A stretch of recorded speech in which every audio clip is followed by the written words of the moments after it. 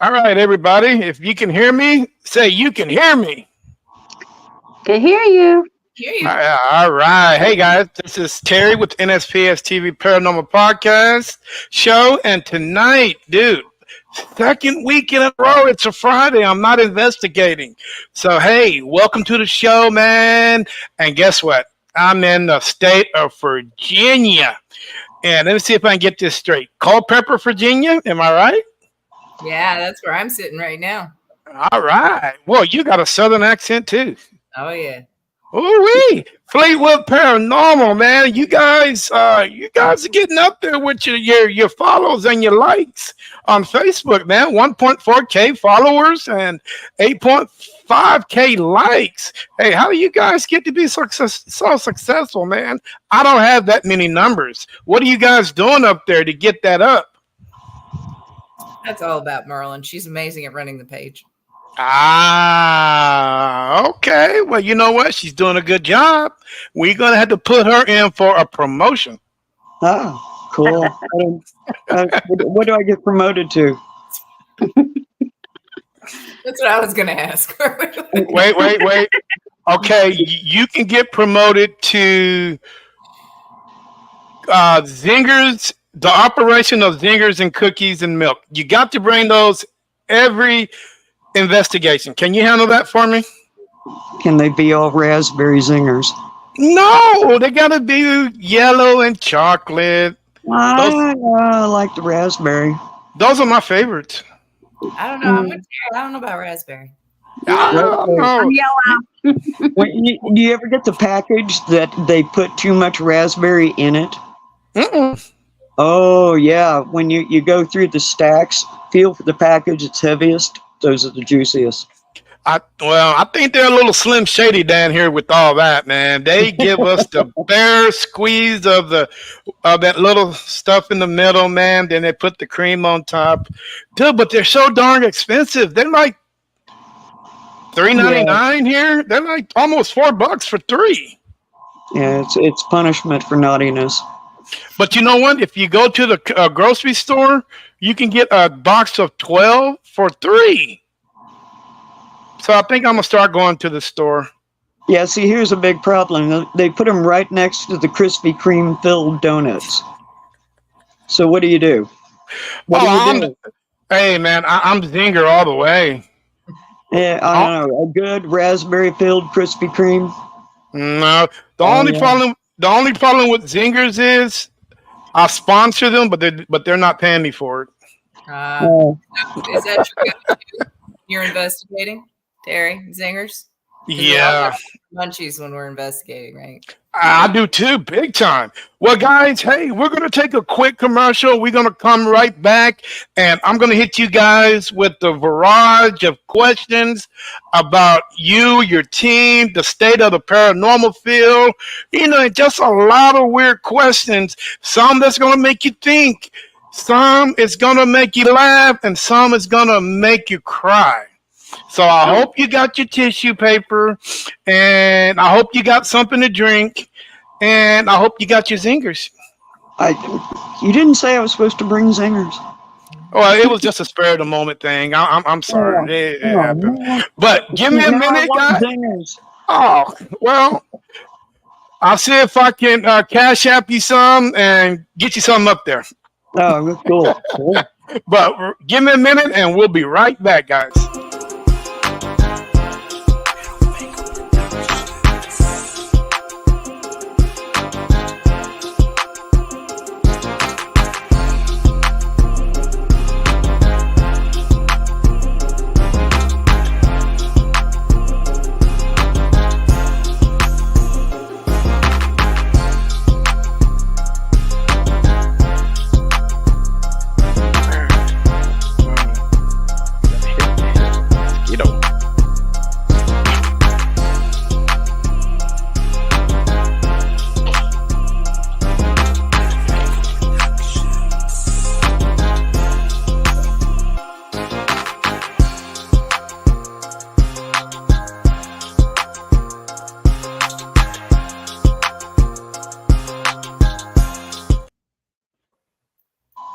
All right, guys, welcome back to the show. This is Terry with NSPS TV Paranormal Podcast, and this evening I am in the state of Virginia. Ladies, please introduce yourselves, starting with Miss Christy. My name's Christy Wingenbach. I'm the one sitting in the state of Virginia right now. Well, Merlin is too, but Merlin's not originally from Virginia. Hello, Dale. Dale Lowry, who just popped up. She's another member of our team. All right. Where's she at? All right, who's next? Lynn? Hi, I'm Lynn Irvin. I'm from Charles County, Maryland. All right. Well, hello. Welcome to the show. Last but not least, my favorite person, Merlin. Hi, Terry. I'm Merlin Bradbury, originally from Kansas City, transplanted into. I'm here in a hole in Virginia. I hear called the Shenandoah Valley. Oh, wow. Yeah. All right. Well, guys, I really appreciate you guys coming on the show, spending your Friday with me. I try not to make it, too long for you, but the podcast gets, the more you want to just hang on and just conversate, So, hey, thank you. All right. Now, who put this team together, man? And why did you guys pick Fleetwood Paranormal? Oh, that's a long story. That is a very long story. That's so long. It's still long. We might skip over bits a little bit, but we came from different backgrounds, different teams. I started formally investigating, I guess, back in 2015. Started a different team, and then that team kind of morphed into this team. And I handed the reins over to Merlin, who runs it beautifully at this point. But the reason for Fleetwood Paranormal is kind of because of where I'm sitting right now. I'm the one who's in Culpeper, Virginia. And the cool thing about where I am is it's an incredibly haunted area, largely due to the Civil War action that happened here. There's a ton of stuff. And there's an area around here where it's near Brandy Station, and it was known as Fleetwood, and Fleetwood is kind of a big deal in the area, so we named ourselves after that. Oh, okay. Darn, dude. I was hoping you guys would name it after Fleetwood Mac. Probably one of my favorite 70s band, man. Golly. One of my favorites too, but no. Yeah. We get asked that a lot, and I don't. Yeah, it's like, well, I'd like to say that, but I think Fleetwood Mac might have a problem. Yeah, so let's. Yeah, no. Unless they're listening out there and they say it's okay. Well, there's not too many of them left, I don't think. No, Christine McVie's the only one that passed away, I think. Yeah. Oh, okay. So they're still around, man. I love their music, dude, and I grew up off of it. As odd as that sounds, Fleetwood Mac was probably one of my favorite bands of the 70s and early 80s, But guys, this podcast is about a lot of give and take. I'm not going to ask you guys on what kind of equipment you guys use and all that, because this is something you guys probably heard 1,000 times. And it gets kind of boring when you ask a team over and over again, what kind of equipment do you use? And it kind of gets stuck in their head because, they already know, well, this guy is going to ask me what kind of equipment I'm going to use. So, it's kind of already in there. But, that's not the type of podcast that I run here. So. And we never know. That's amazing. Yeah, I am so sorry, dude, that I would not ask you guys to question. I mean, unless you want me to. Not really. Ask me something crazy, Terry. Go ahead. You know what, guys? How many paranormal investigators do you think there are on this planet?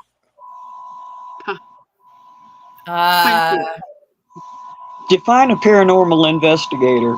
Well, okay. Now, okay, now that's a question right there, Merlin, and I like that because you coming back at me, and I like that.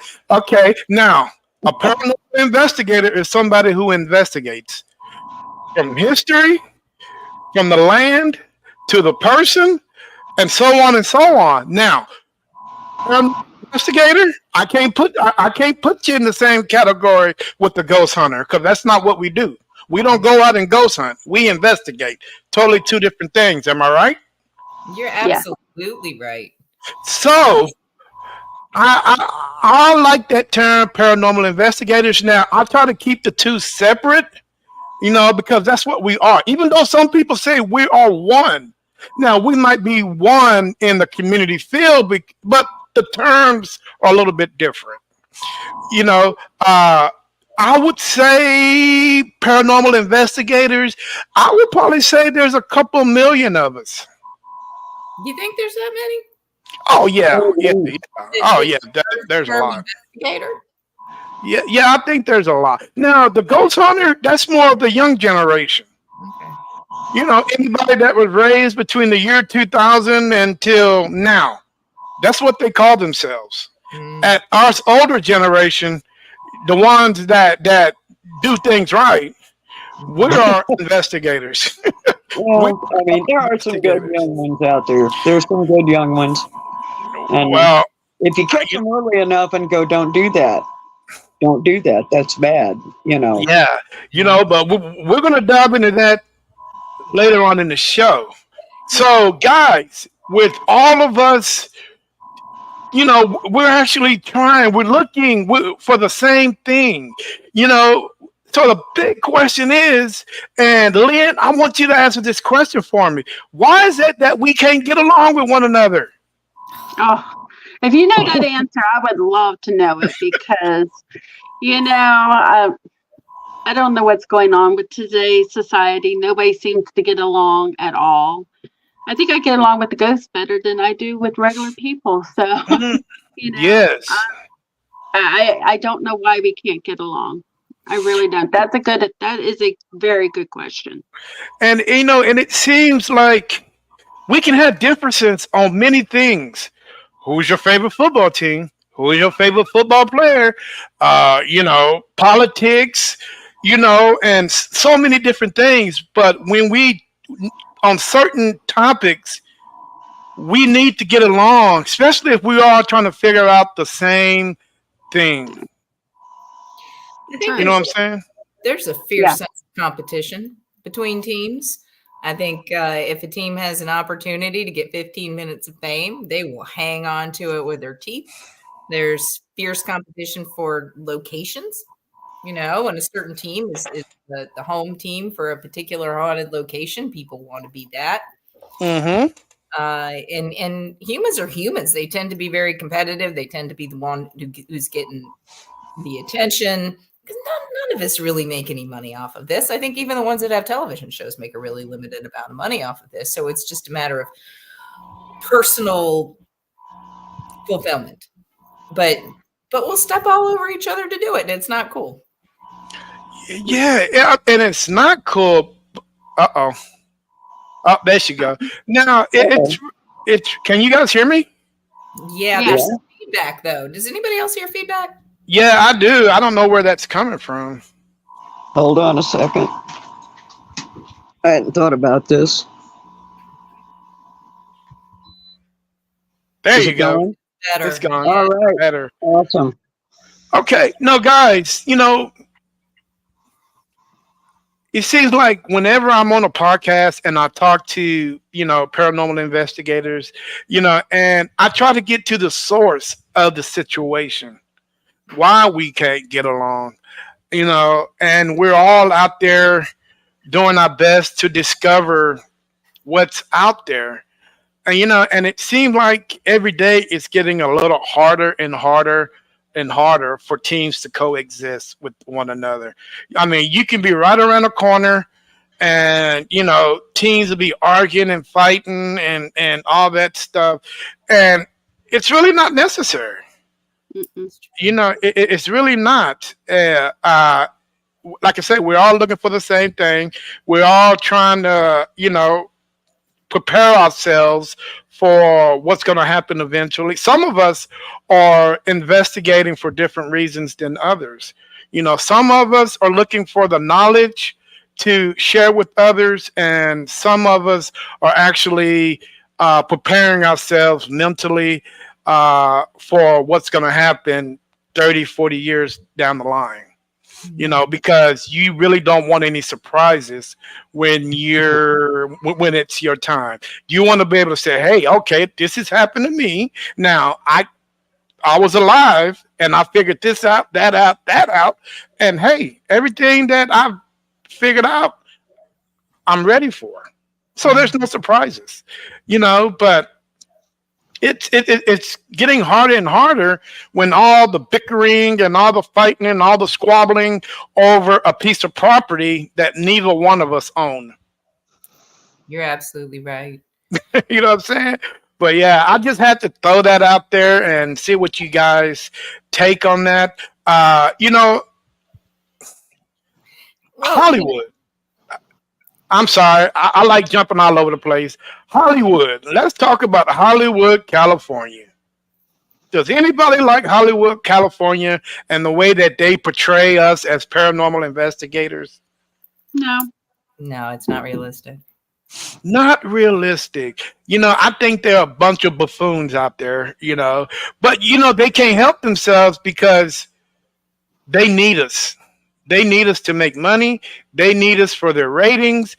They need us for our TV shows. They need us for so many things.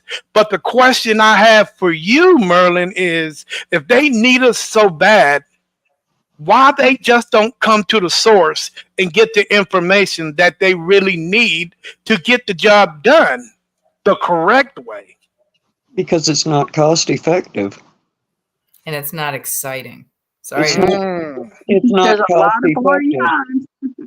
Yeah, it's just not cost effective. I mean, they do everything snap, snap, snap, and time is money when you're filming things and you put it on TV or you put it in the theater. So what we do is not cost effective. God knows. And we If spend we a lot sit of in the time. dark for hours and stare at little lit boxes and do what we do, and they're not going to pay to do that, and it's not that exciting as they make it most of the time. Yeah, you're right. You're right. But you know what? Something my grandparents always told me: don't do it if you can't do it right. Mm. Yeah. You know what I'm saying? And they're not doing it right. Well, we've led a lot of investigations, public investigations, and you get folks there who have watched the stuff from Hollywood and they come in and it's Halloween and they're going to go to a paranormal investigation and they're all ready because they're there with investigators and it's so exciting and they're waiting for things to fly across the room and the walls to bleed. And that's not what happens. We sit there for hours on end in the dark and nothing happens. And if something moves this much or some of our lights go off, we're like, whoo! And that doesn't make for good Hollywood. Nah, but you know what? I think my day is successful either way. If nothing goes off or something do go on, I'm happy either way. It's one of those things where I'm just happy. You know what I'm saying? Where catches something, if I don't, it's okay. You live to fight another day. Well, And go ahead. if you got something every single time, you'd have to wonder if it was correct. Well, hell, I want that location. If you let me know what location that is, if you get something every single time, man, we're gonna make some money. You know what I'm saying? But yeah, Lynn,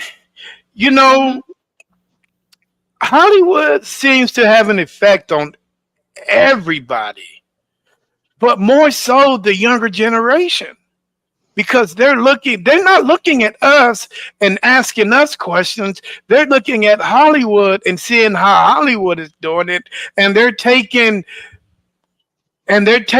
what they see and they're going investigating with that. Is that right or wrong? Totally wrong. Um, they do.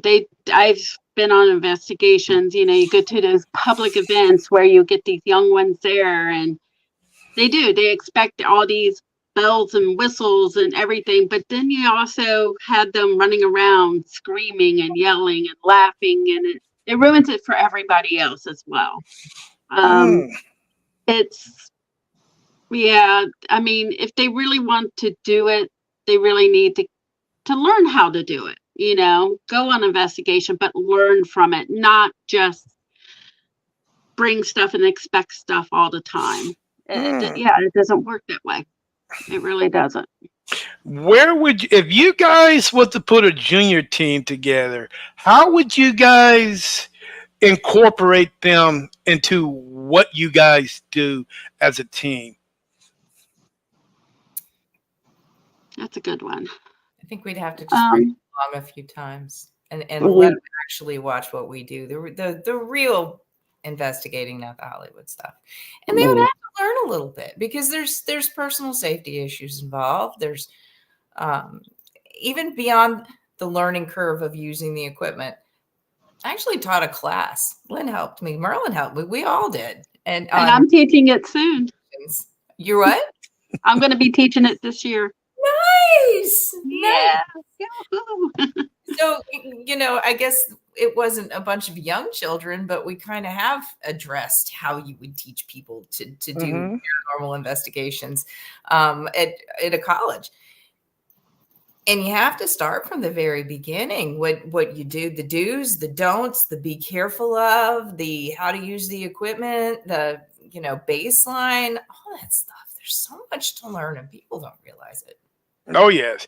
Now the one thing that I do know is, and I'm gonna go back to the Hollywood thing because I think Hollywood has a big part of the the future paranormal investigators.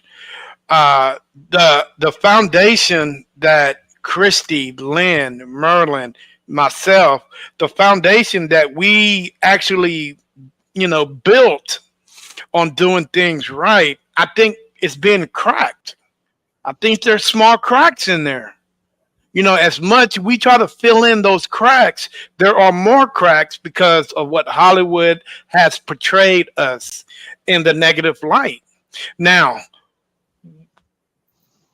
if these paranormal investigators keep going down a certain path and keep doing things that are not positive because they are looking to certain TV shows or certain people and it's not being done right, that foundation is just going to crack and bend and just go away.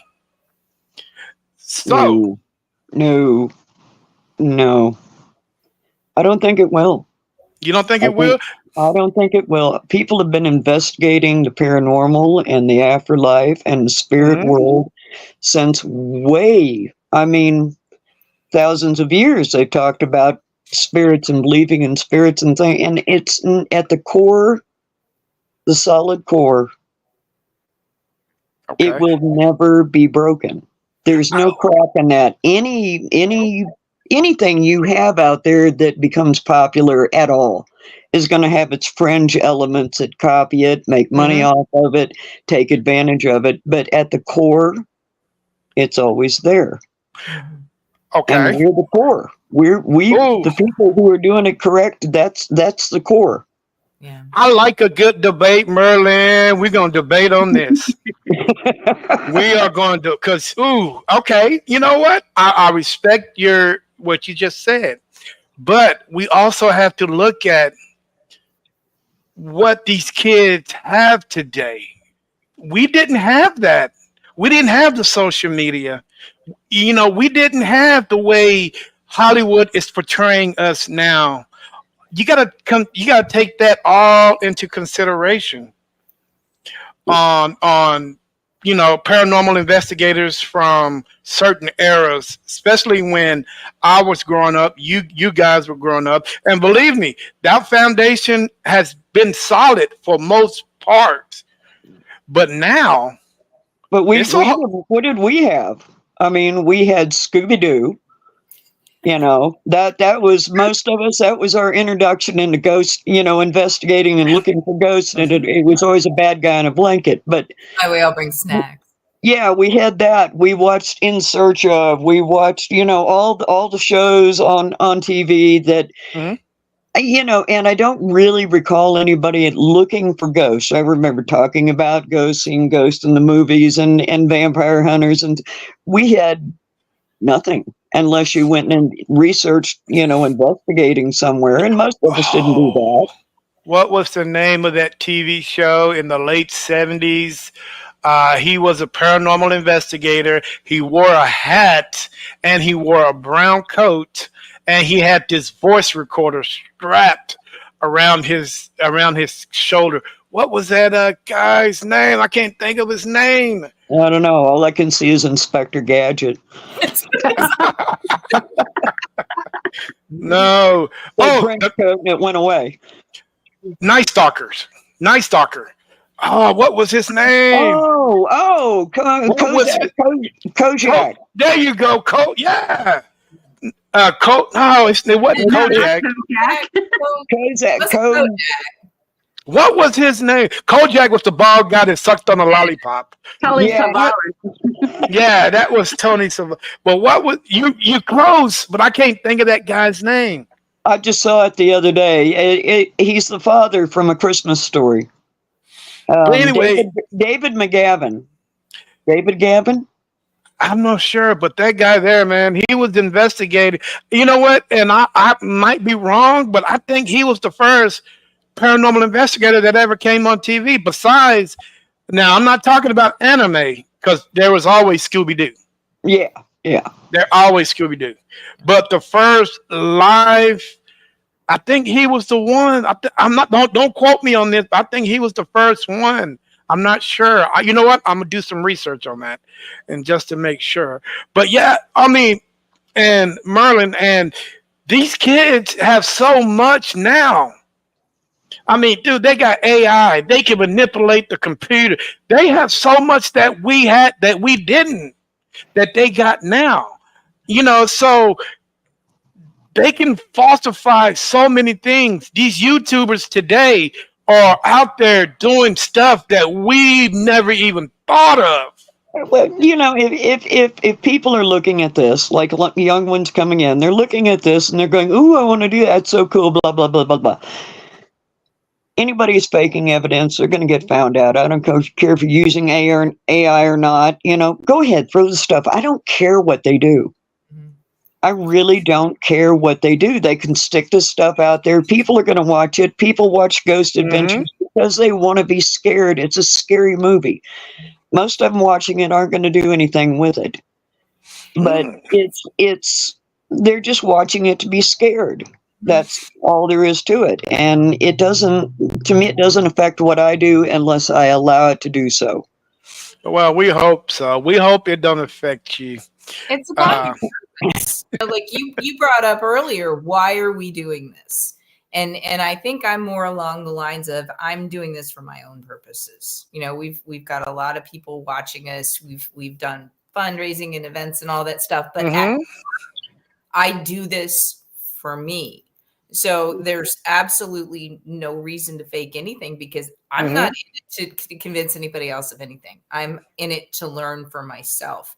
And if in so doing, I can, you know, help out somebody else or, you know, provide some sort of insight that's good, that's fine. But you're going to get people doing a couple of things. They'll be faking evidence. They'll be trespassing in places where they shouldn't be in the name of ghost hunting. And that's what's going to change the industry. It already is. You know, you've got places who get sick and tired of folks stomping all over it because they want to go in there and get a thrill. I think that the purest investigators are doing it for their own purposes, really, not for anybody else. Okay. Now, Merlin, I'm going to stick with you for a minute, because we had a good debate. I mean, we had a good conversation going on. You know, if you can tell me from your own words what you think the next generation of paranormal investigators will be like, if they're going down the road that Hollywood is taking them, How do you think they would be? It depends on where they're coming from. I mean, you were talking about junior, what we would do with the junior team. We kind of sort of have a junior member of our team. Yeah, we do. And she's known about investigating and doing all this stuff, and we're very, very careful with her. She's a relative of one of our other team members, Tim Bakke, who's ill this evening. She's learned to do it the right way. Now, you're going to have groups of people who have daughters, they have sons, they have grandchildren, people like us who might get interested in this, and they will know how to do it. They will understand what it is about. But you'll still have people on the outside. Now investigating and looking for ghosts like this, it may take a dip in popularity. Now, on this wave of popularity that all the bad stuff, like the TV shows and people learning to do it wrong and everybody trying to copy it and make it up. What has happened is 20 years ago, there were places that we could not even think about getting into to investigate because everybody was, no, we don't want that. And now a lot of historical places have been saved because of paranormal investigating, because people went, you know what? People are interested in this. I got ghosts in this place. I know I do. Please come in here and look at this. And paranormal investigation has poured money into saving locations, getting into places that we couldn't have thought about. We would have went, I mean, that wave of popularity, it's brought that, and I'm sure at some point it will dip back down. Right now, it's like everybody's trying to, they're disgusted with the paranormal and they're trying to move into UFOs and Bigfoot and cryptids and that's next. As it becomes more popular, you're going to have the crazy fringe stuff happening out there, people finding aliens in their bathtub and, jumping out of their showers at them, and Bigfoot trying to steal their children. But it's the nature of the beast. I give them mine. Yeah, with the good's going to come the bad. I'll give them my. I give them my children. Hell, they'll just bring them back. All right, guys. But you know what, Merlin? Lynn looks kind of bored, so I'm going to pick on her for a minute. Oh no. Yeah. Lynn. Lynn. Yeah. Tell me a little bit what your team does. What are your main focus on when you guys are out there in the field investigating? What is your ultimate achievement when you're in a house, or you're doing a resident, or you hanging out at a creepy cemetery, or you doing one of these high-end locations that charges you $1,500 per person? That's a lot of money. I just want the contact, I guess the main thing for me is contacting, whether it be physical. EVPs are my most favorite things to find. The lights, yeah, everybody knows I have a lot of toys, a lot of equipment with the lights and everything. It's great, but I think mine is more the personal side of it, and just knowing who is here, why are you here, if they can tell us, but what's their story? I want to know their story, who they are, why, who, I don't even know how to describe it, but just who they are. Cool. Now, okay, Christy, I'm going to pick on you for a minute. Now, if you came to a decision that you find, wait, I'll take it back. Let me start over. If the world came and they were like, well, we found out everything that we needed to know about, paranormal investigators. We found out everything that we ever wanted about what's going to happen on the other side. The big question that I have for you is, would you stop there or would you continue investigating to find out more? I would continue because I don't think we could possibly find out everything. I've found it out enough to come to the conclusion that it is infinitely complex out there. So if somebody came along and said that we know everything, I'd say then no, and I would No? I would still continue. Okay. Now, if you so you're saying if you found out all the answers that you ever wanted has been answered, and you will still continue doing the job. Because I really believe that every answer would spark another question. Oh yes, definitely. Yeah, there's so much. There's so much. Okay, well, good one. Merlin, we're gonna do like a little circle here. You Oh, know, how you doing tonight? You doing okay? I'm cool. You cool? I'm Okay. cool. I'm gonna switch it up a little bit. You know, when I was a little kid, and I'm pretty sure everybody here probably heard of the same thing. Uh, my grandmother always told me that, oh man, don't be. Oh, I can't remember the phrase that she said, but it was so cool because people in the '60s and the '50s always had these cool little uh, phrases, catchphrases, and some of them stick to you, some of them don't. But this one here stuck to me, and I can't remember what it was. But you know what? Forget that. Why do you think? Why do you think people are more afraid of the dark than what's in the dark? Well, I kind of thought they went hand in hand, but um, you're Mm. afraid of the dark because you think there's stuff in the dark, or there's stuff in the dark. Um, it's anything that's unknown, where people are taking away one of their, I mean, basically we're visually based people. We Mm. observe the world through our eyes, and taking away light takes away detail, and we can kind of get lost in that.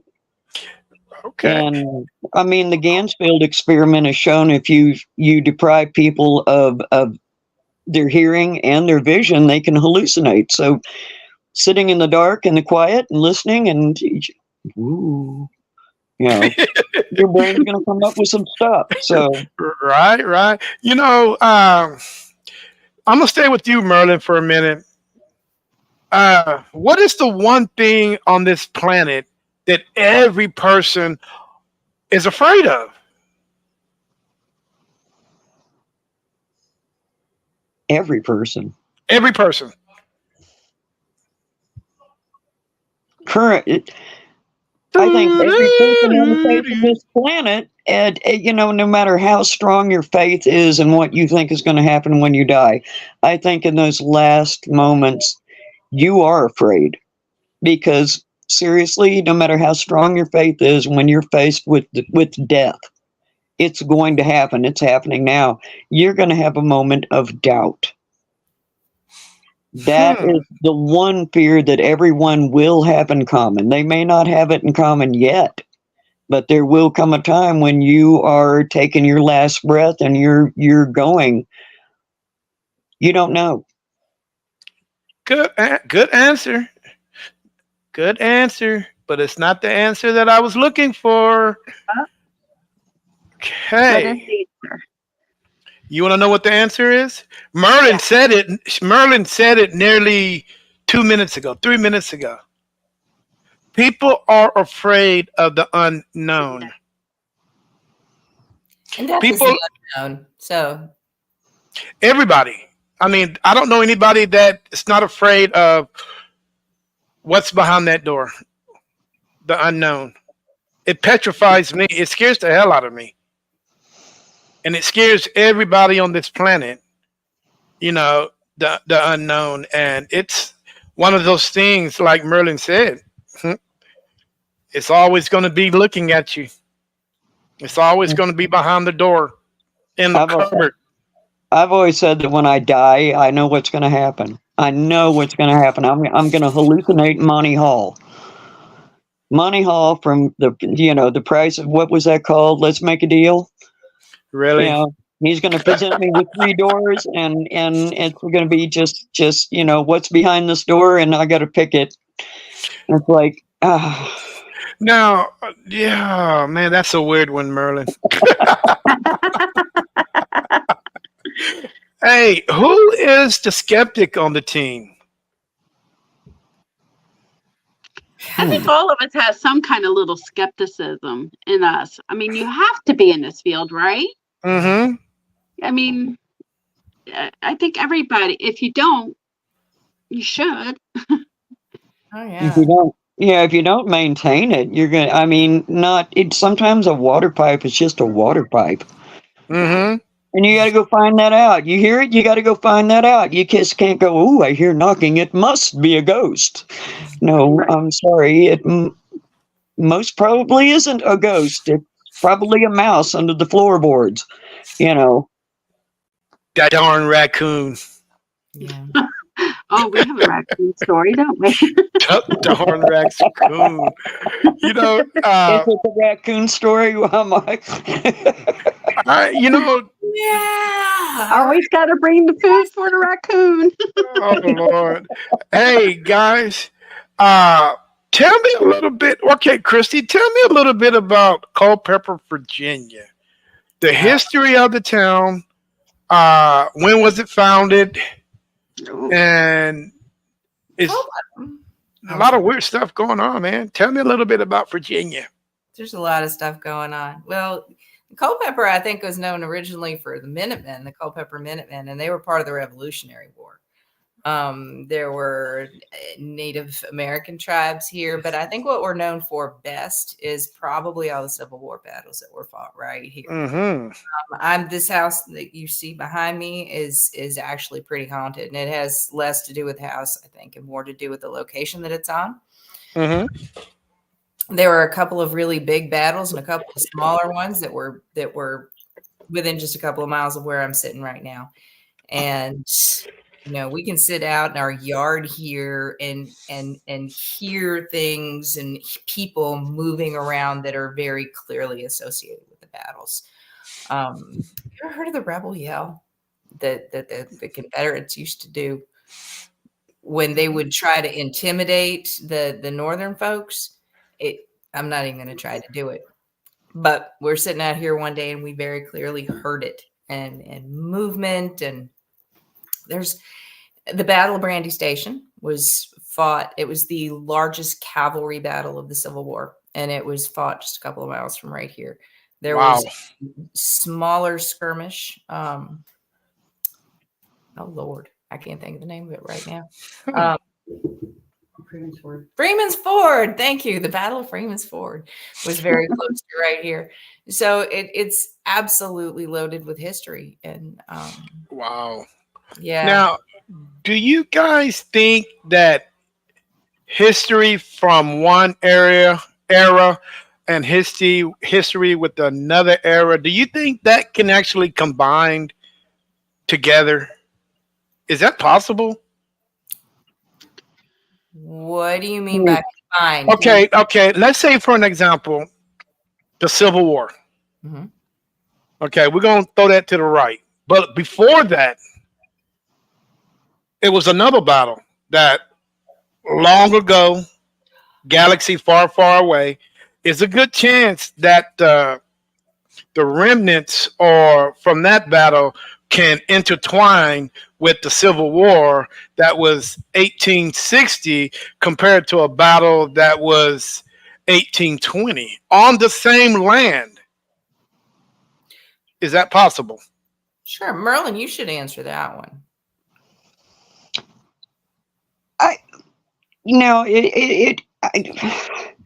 It depends on if you're talking about a repeat event. Like there's a huge event. There were two battles on the same field at in hundreds of years apart. Are they all out there and clashing and fighting and doing all this? Probably. How do we know that they're not? I mean, do they? I know personally that spirits from different eras communicate with one another at locations. They are not unaware of each other unless they choose to be, or they, for some reason they're unable to reach out to another spirit, and for some reason they're cut off. But different spirits from different eras can coexist. If you're talking about a repeat event, maybe. If it's just a film that's playing over and there's no real actual intelligent spirit happening while the battle's taking place, Mm-hmm. I mean, it could just be a projection from a spirit remembering going through this out there that's haunting the field, and they're just projecting this. They're bored. I mean, what is it, the rock tape theory, that things just repeat and repeat and repeat and repeat. I think that's possible. 2 time periods just repeating at the same time, but ghosts existing, yeah. That Oh would yeah. be very interesting, guys. What do you think? And I'm gonna. This question's for all three of you guys. What do you think that the Native Americans? Do you think they have a big part to play in the paranormal? Oh yeah. The Yeah. spirits or the current Native American, Their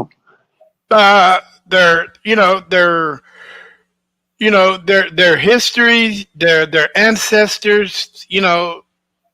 It seemed like wherever we go, there was a Native American presence. No matter where you go on this on this planet. I mean, not planet. In the country, it seems like they were the first ones. They was the first ones in nature.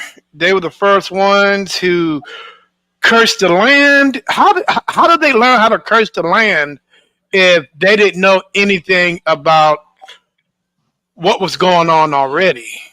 You know what I'm saying? How did they manage to do what they did? With nobody's there to teach them. So I mean, somebody had to teach these guys, certain things about certain things. I mean, it's one of those Arsenio Hall questions. You know what I'm saying? It'll make you go, It'll make you, hey, excuse my language, but this question that I just asked myself and I asked you guys, I'll probably be sitting on the toilet thinking about this. And I'm just being honest with y'all. I think the native people had a very strong sense of spirituality and a strong curiosity to figure out what was going on, and so they figured it out over hundreds of years, millennia even, and they figured it out how to connect with spirit, whether it be the natural world, the other spirits that are around, and to a great extent they taught other people, but it was learning to make that connection initially that the later Europeans, maybe the very earliest Europeans, kind of figured out. But the later Europeans, they got away from it. They learned they lost their connection to the land. They lost their connection to the animals, to the spirits, to the earth spirits, all that stuff. Whereas the Native Americans only strengthened it. And I think that's what taught them in the first place what was going on. And then they other people. Yeah. And you know what? And they don't want to they don't want to share anything. Because the one thing they might figure out, if we share what we've learned over the hundreds of years, hell, they're just going to ruin it for everybody. So why go and share this when you just going to screw it up anyway? You know what I'm saying? So I would be the same way. I would keep my secrets to myself. Well, don't people usually screw stuff up once they learn it or have access to it? Right? Well, that's what we are. We're people. Yeah. We are people. But yeah, man, that's some of the biggest questions, man. It needs to be answered, and there's answers out there, but nobody wants to share them with us because they are afraid on what we might do, what we might say, how we might react towards everything. You know what I'm saying? Hey, you guys are in the Bible Belt, right? Does the Bible Belt go that far north? Sort of. Not so much in Maryland. I think Mm. some of Southern Virginia is.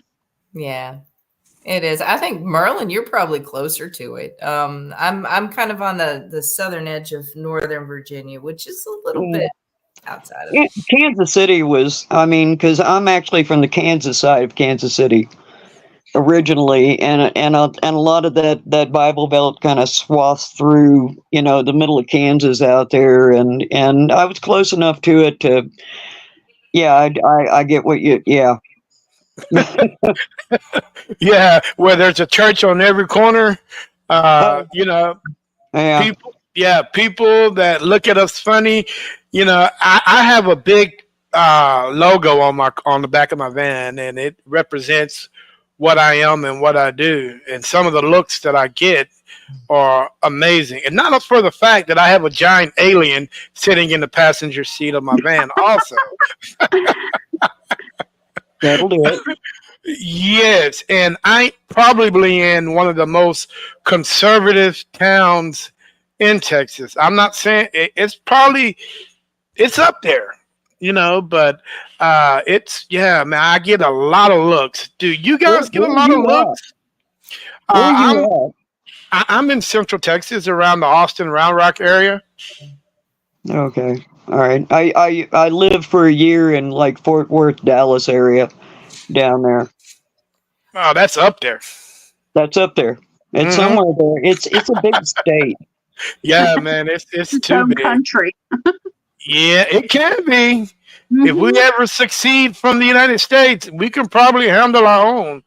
You got the second biggest, third biggest city in the United States, and you got the fifth biggest city, which is Dallas Fort Worth. Houston's like the third or second. San Antonio's like the 15th. Oof. And yeah, it's a lot of people. A lot of people. So yeah, We've talked to a lot of people in other areas they don't live in areas that are very cooperative with what we do. I think oh, I bet. I am we're really lucky, and I think it may have to do with the density of hauntings. They're like, Mm, "Please come figure out what's going on here." Um, right here where I am seems to be pretty open and loose, and people are okay with it, but that's definitely not the case everywhere. Definitely mm. Yeah, you get those elders that are looking at you. It's like not. you shouldn't be doing that. Mhm. Everything is this, everything is that. What you're doing is wrong. Oh yeah. I have family members back home that are convinced that if they listen to it, it's like if I ask them to come on here and watch this tonight, they are convinced that somehow a demon is going to leap through the screen and possess them because, and I'm not kidding. They don't watch anything about it. They don't want to hear anything about it, and they're quite sure a demon is going to drag me off to hell some night. And it's like, Mm, I don't. Why are you looking for demons? I'm not. yeah, that's crazy. Guys, Merlin, this question is going to be for you. Oh Uh, boy. I did a little history, Uh oh. I did a little research, and I found out there are more demonologists coming out of school than ever. Why do you think that is? Oh, I don't know. Why?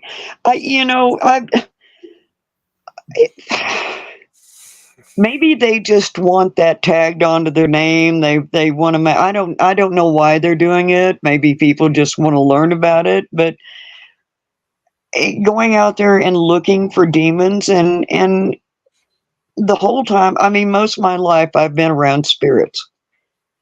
I've Mhm. been dealing with them, and there is only one real occasion that I can think of that I came close to anything that would have been considered a demon by some people, but I still don't think it was.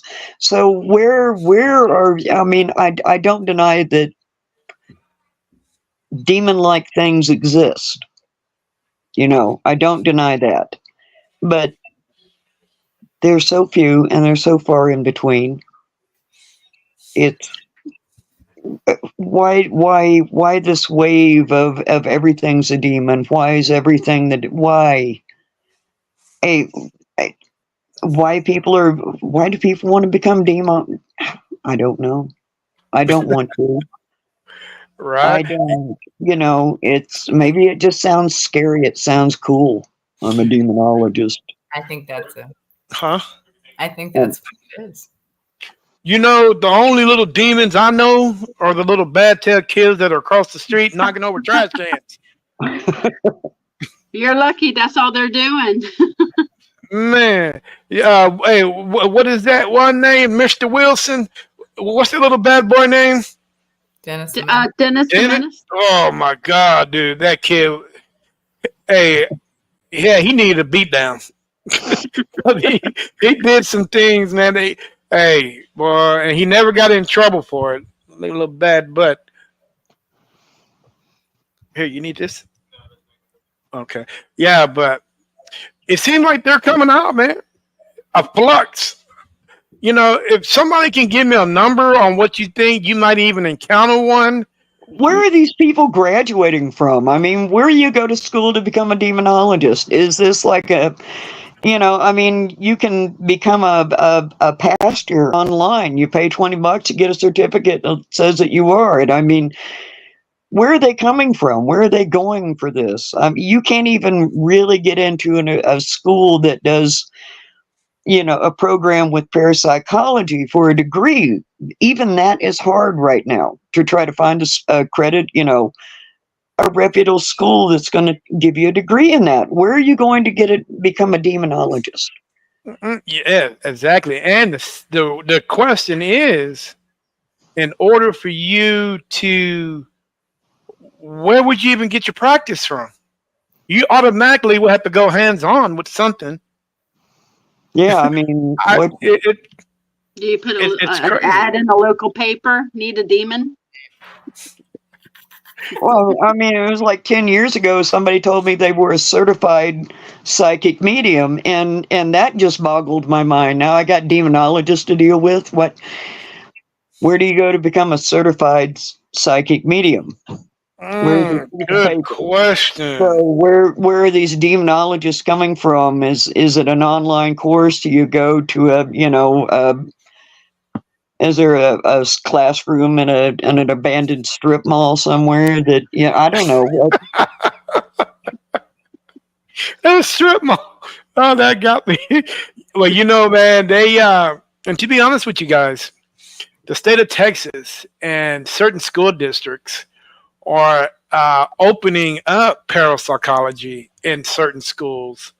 Not so much the middle schools, not so much the elementary, but the high schools and at the college level. And it's for the simple fact that people are really taking interest.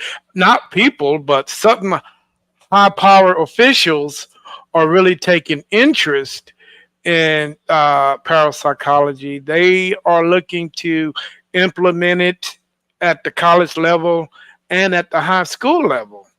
What do you guys think about that? I mean, like I said, that I taught, Lynn is teaching, Merlin was part of a college course on paranormal investigation. And I don't think that's bad, depending on how it's presented. You get someone who knows what they're talking about and you present it properly. That's a good thing.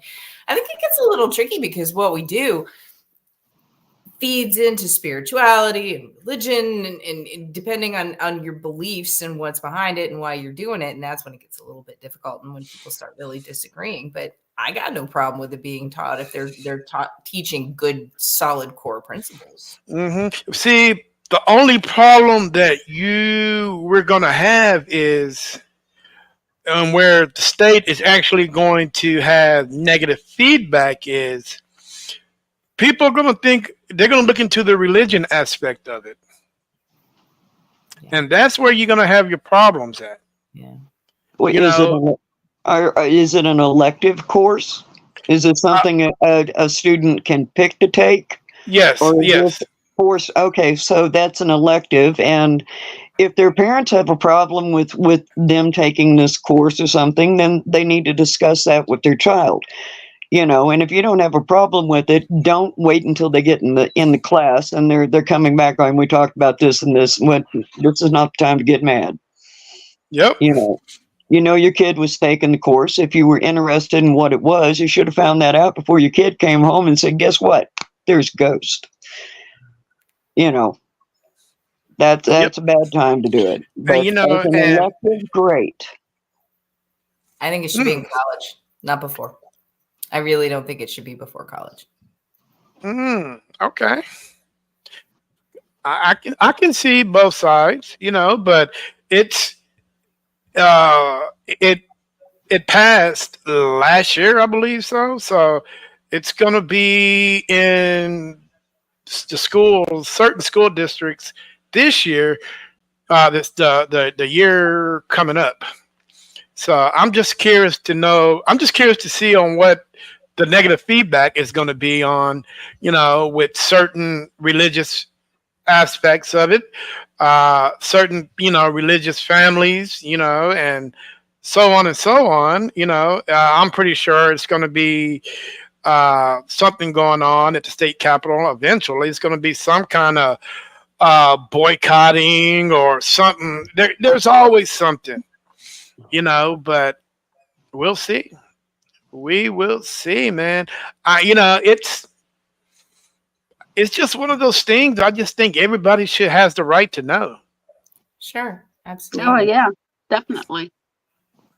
I really don't think that we should sugarcoat anything about what's going on in the world or on the world and the universe.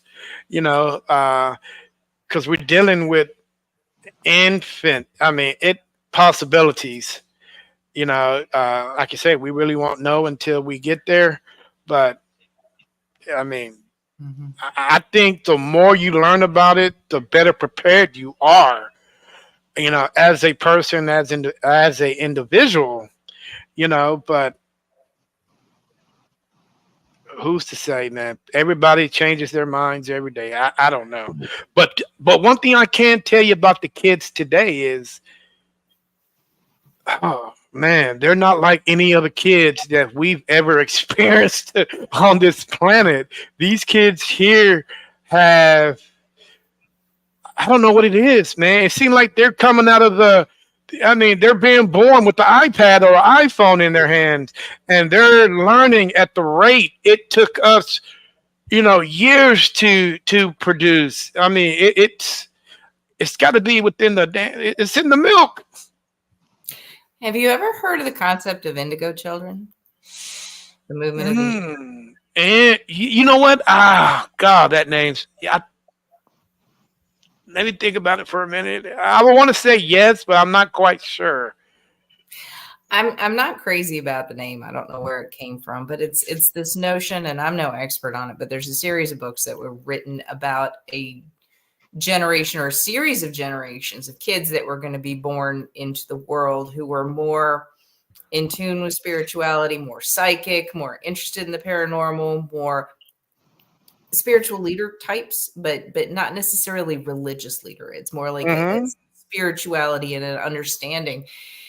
And the notion is that there's going to be world changes coming, and we're going to need generations of people who can help us understand the deeper levels of things, like what we investigators are looking for. So, and I'm not.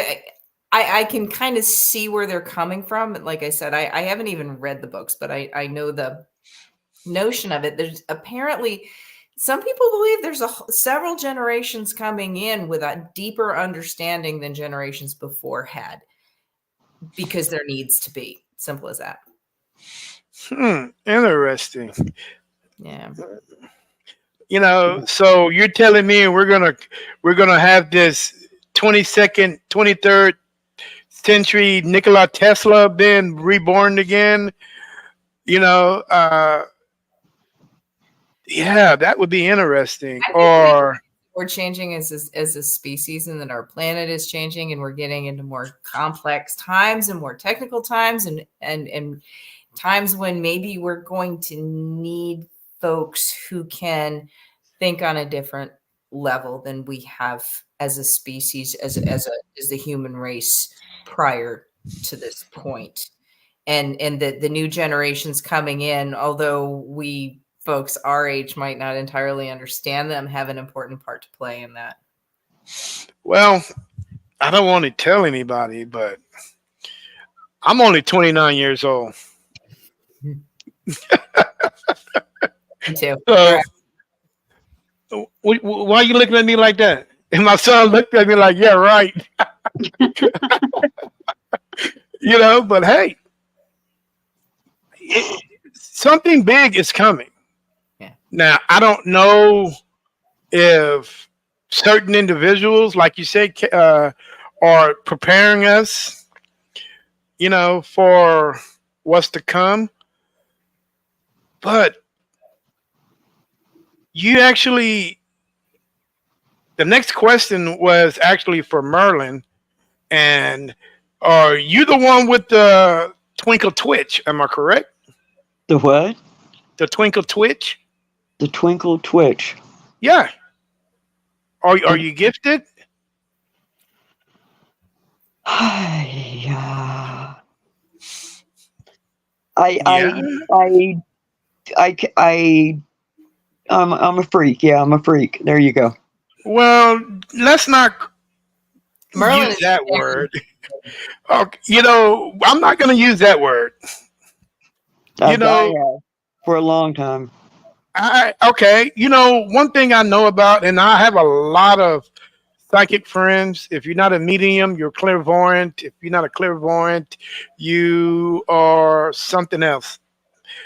And the one thing that I don't understand about gifted people is why aren't they? They seem like they got the door half well open, half closed. Why not open that door, tell the world who you are, and the world's gonna have to deal with you as what you are. The witches did it, warlocks did it. It's time for the mediums and the people that are having that gifted people. It's time for them to do it also. Well, When you guys, here's the thing. A lot of people do. I mean, they're out there. They're walking around. They're advertising. They're doing it. Me on a personal level. It's not that big a deal. It's not, to me. It's not that big a deal. It's something I've, in many ways I've dealt with most of my life. It's part of my life. It got put on the back burner for a big chunk of it for a while, but it never went away. And I mean, these guys have investigated with me. If I can go so far down the rabbit hole at a location that I have to be removed, apparently. But I have my own personal explorations that I am doing into it, and I don't hide it. I just don't make a massive deal about it. I don't. It is what it is, and you either accept that, yes, I'm seeing this, yes, this is happening, yes, this is going on, or you don't. hmm, And I'm not going to go out of my way. If somebody is absolutely hell bent to say, no, you're bananas and you need a bottle of pills, I'm not going to argue with them. Eventually you're going to die and you're going to find out too. So all I got to do is wait about 50 years and you'll figure this out. So carry on with your merry way.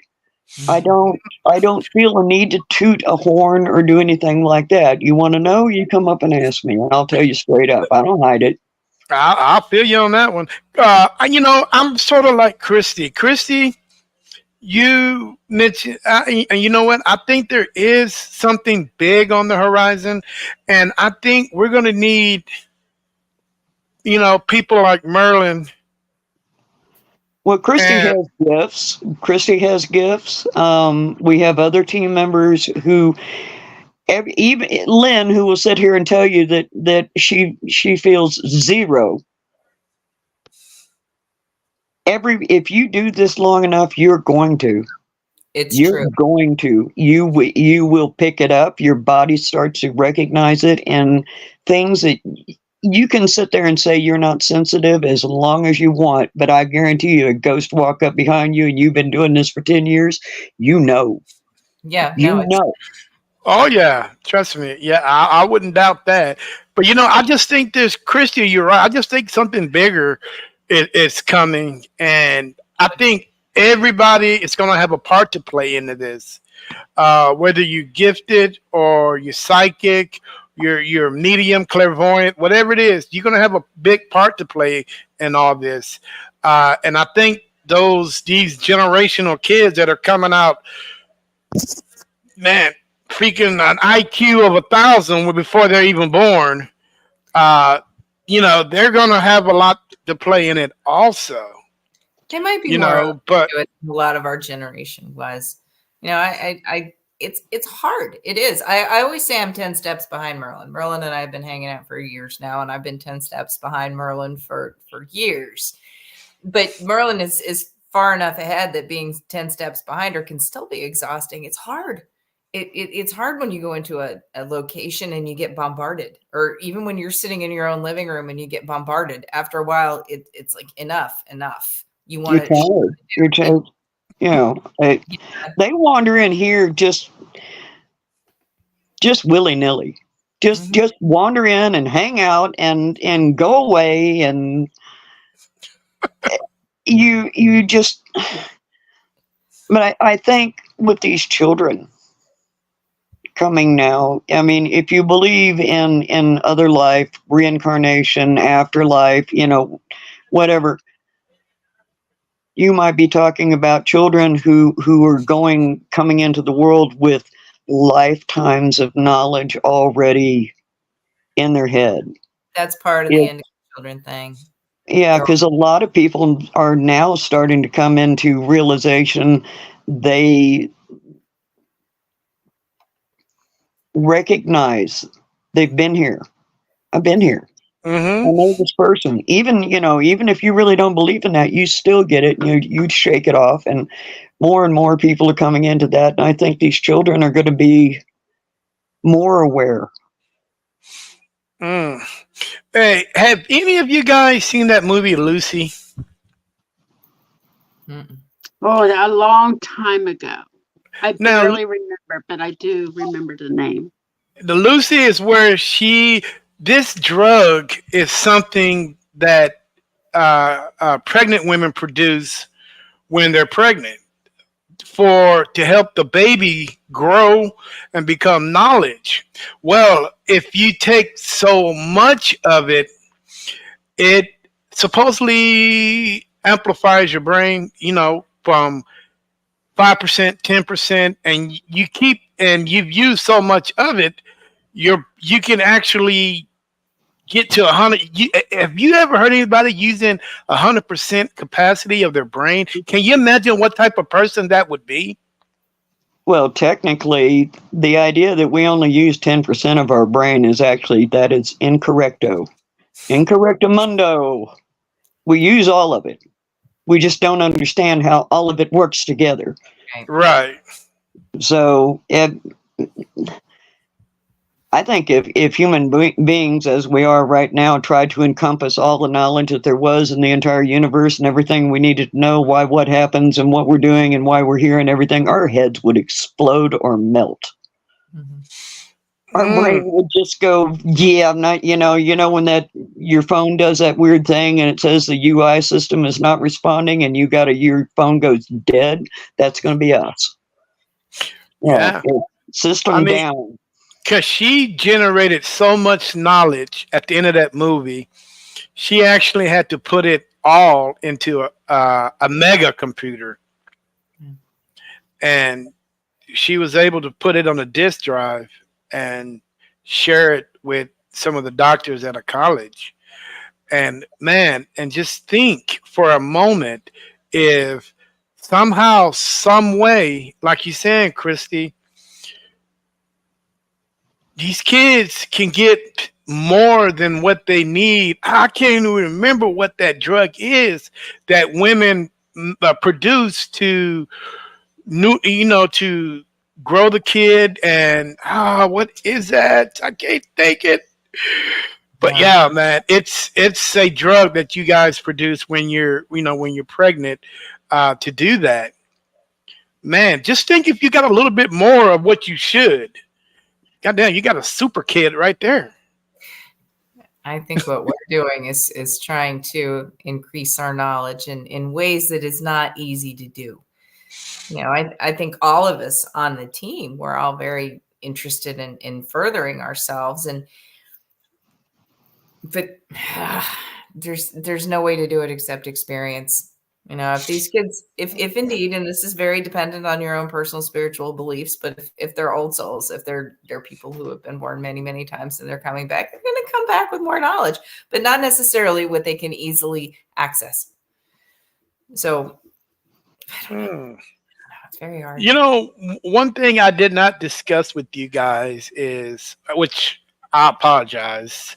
I should have done it at the beginning of the show, but I was so eager to talk with Merlin because she piqued my curiosity.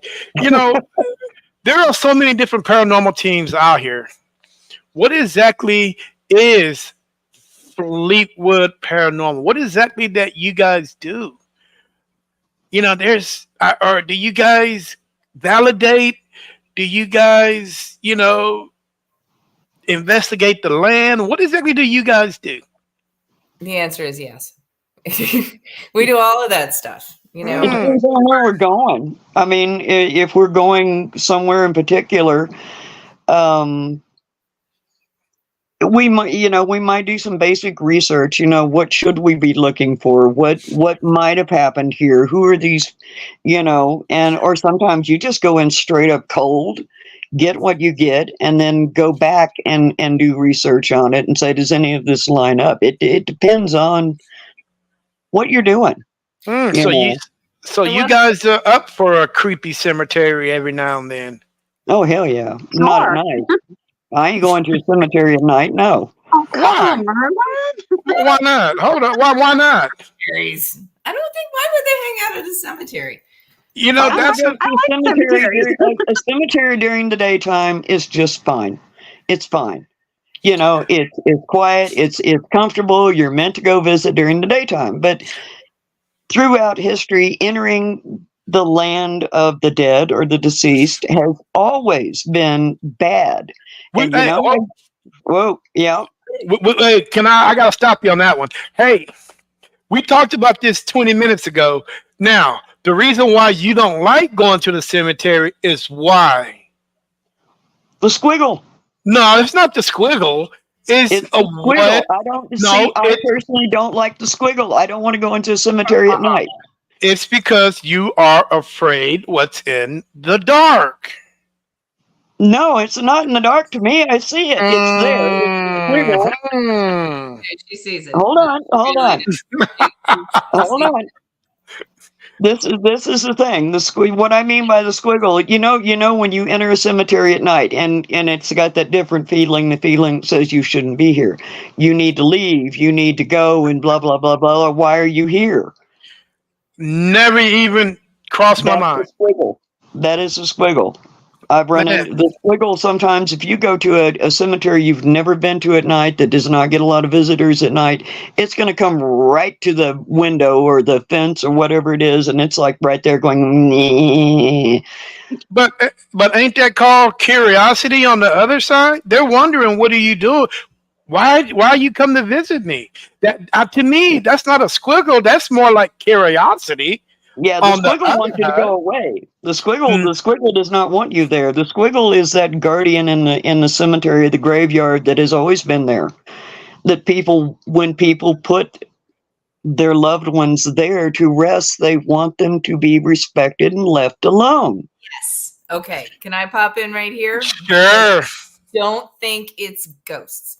I think there's an energy around a cemetery that protects the sacred burial place of people. Exactly.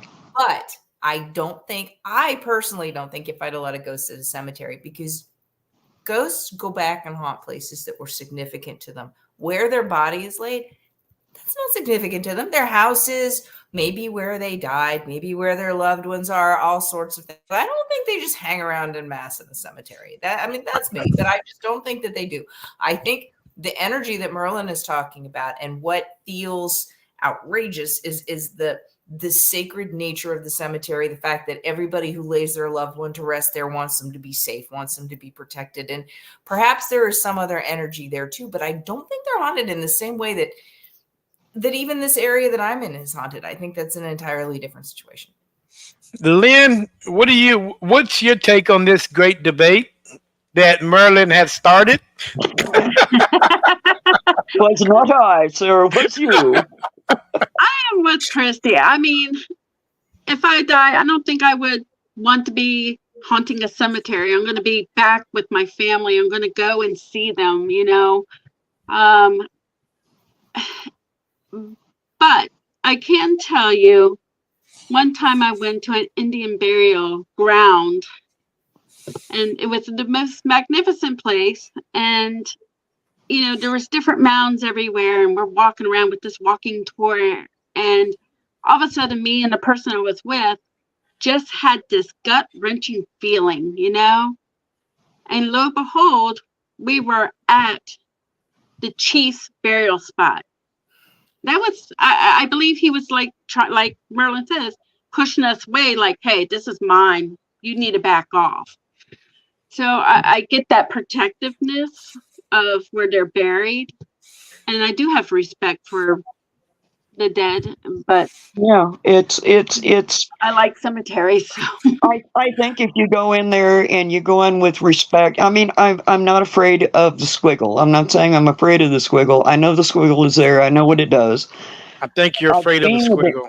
yeah, I've seen the damn thing, and it's uncomfortable. But I think if you were there for a while and showed respect, you were not going in there with bad intentions, and it got used to you being there, it would Mm-hmm. understand what you're doing. But you know, during the daytime, I'm fine. I don't care.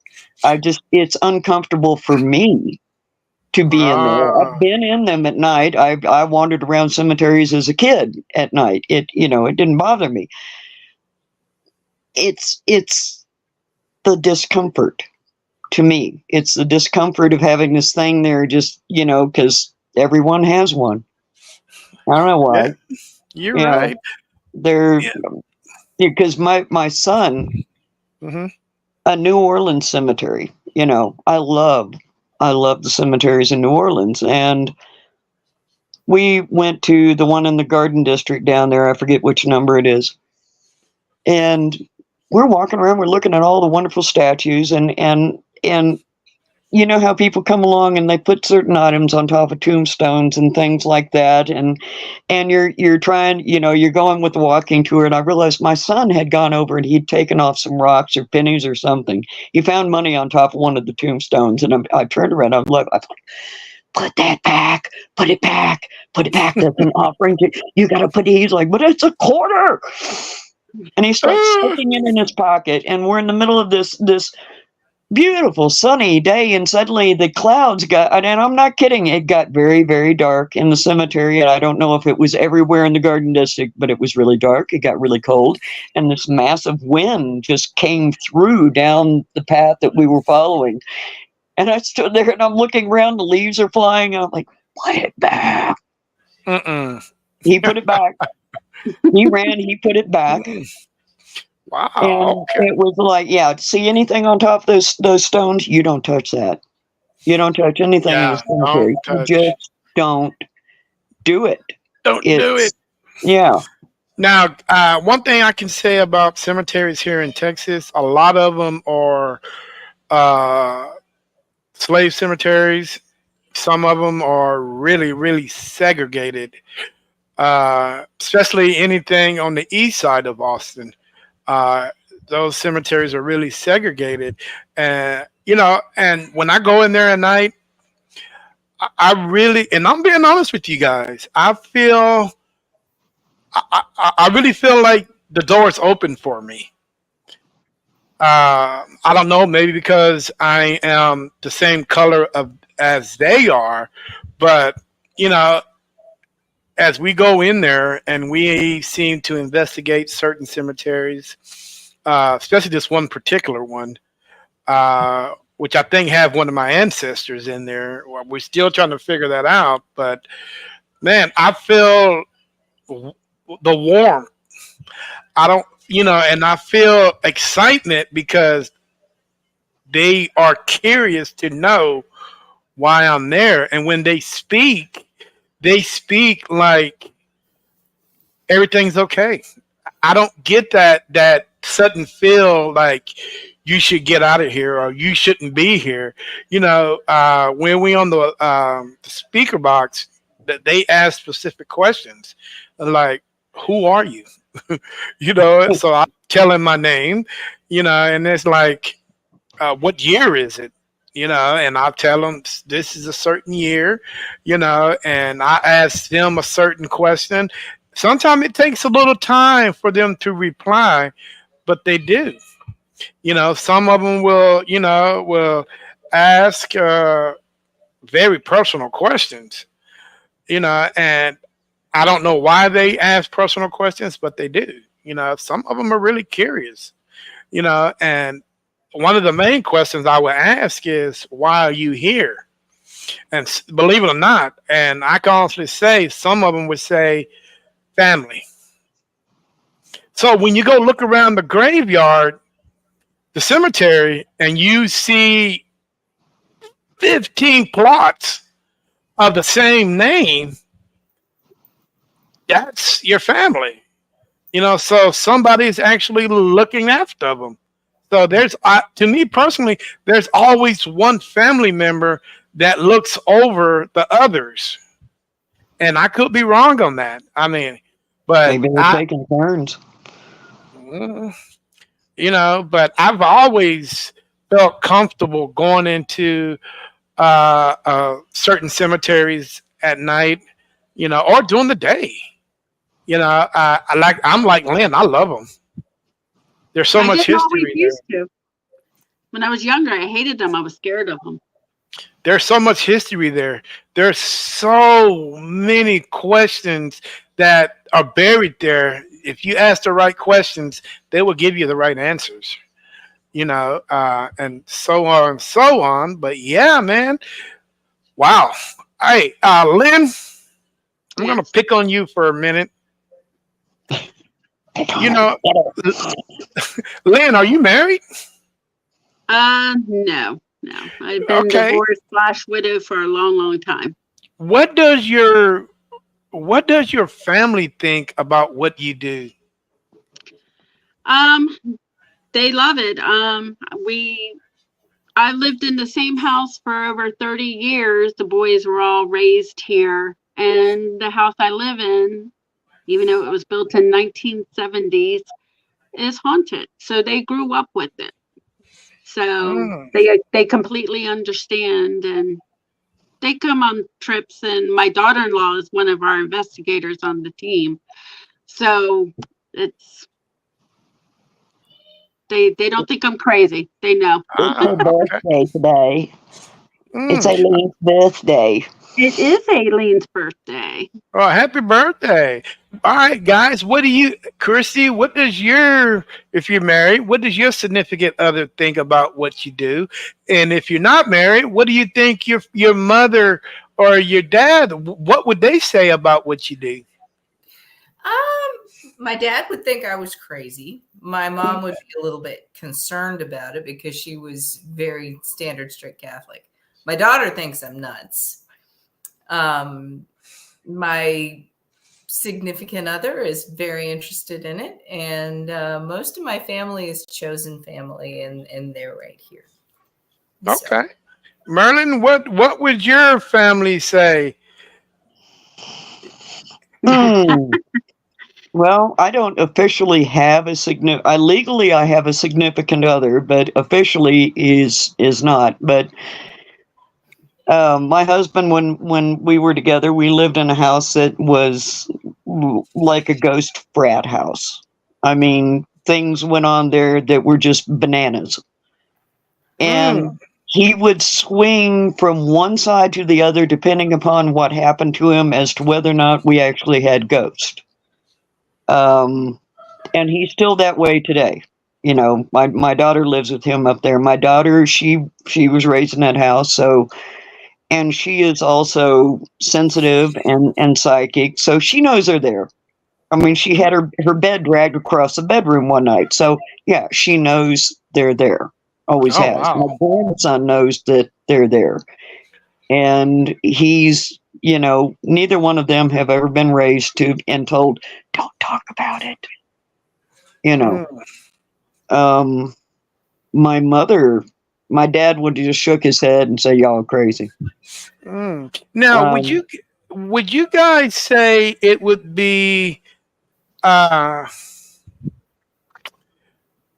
okay if people was to came out and say, "Hey, let's talk about this." Would you think the way of the world would be different about spirits, ghosts? How do you think if we just sit down and talk? Do you think people would actually change their minds on what we actually believe in? Yeah. I think if there was a marketing campaign done to try to make people believe that ghosts were real, people would. If it was a well-crafted marketing campaign, the same way advertisement works, the same way, false information or even real information is disseminated, people are pretty Hmm. easily led if it's skillfully done. But there would Hmm. always be disagreements the same way there is with religion, Yeah. because it basically crosses over into that realm, right? But Right. now that you've had ghost hunters and all those other things on television, there's a much wider belief in the paranormal than there used to be, because television tells them that they ought to. And that goes back to what you started with. Right. You Yeah. know, uh, do you guys believe in urban legends?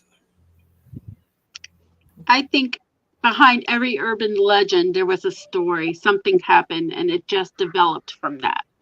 So, yeah. Would you guys ever investigate an urban legend? Well, you want to hear something crazy? Sure. I think if a whole bunch of people believe in something, it creates an energy form that has its own, I really want to say maybe life and consciousness. I don't know, but I think we create something that could even potentially be investigated if a whole lot of people believe in one thing, even if it's a Mm. myth.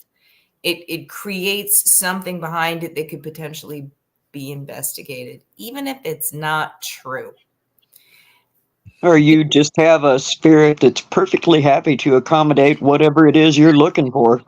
They're All bored. right. They're going to show up and say, "Hey, you want the bunny man? I'll be bunny man." Funny, man. Yeah. You know, maybe Go. that's the reason why there are so many demonologists out there today.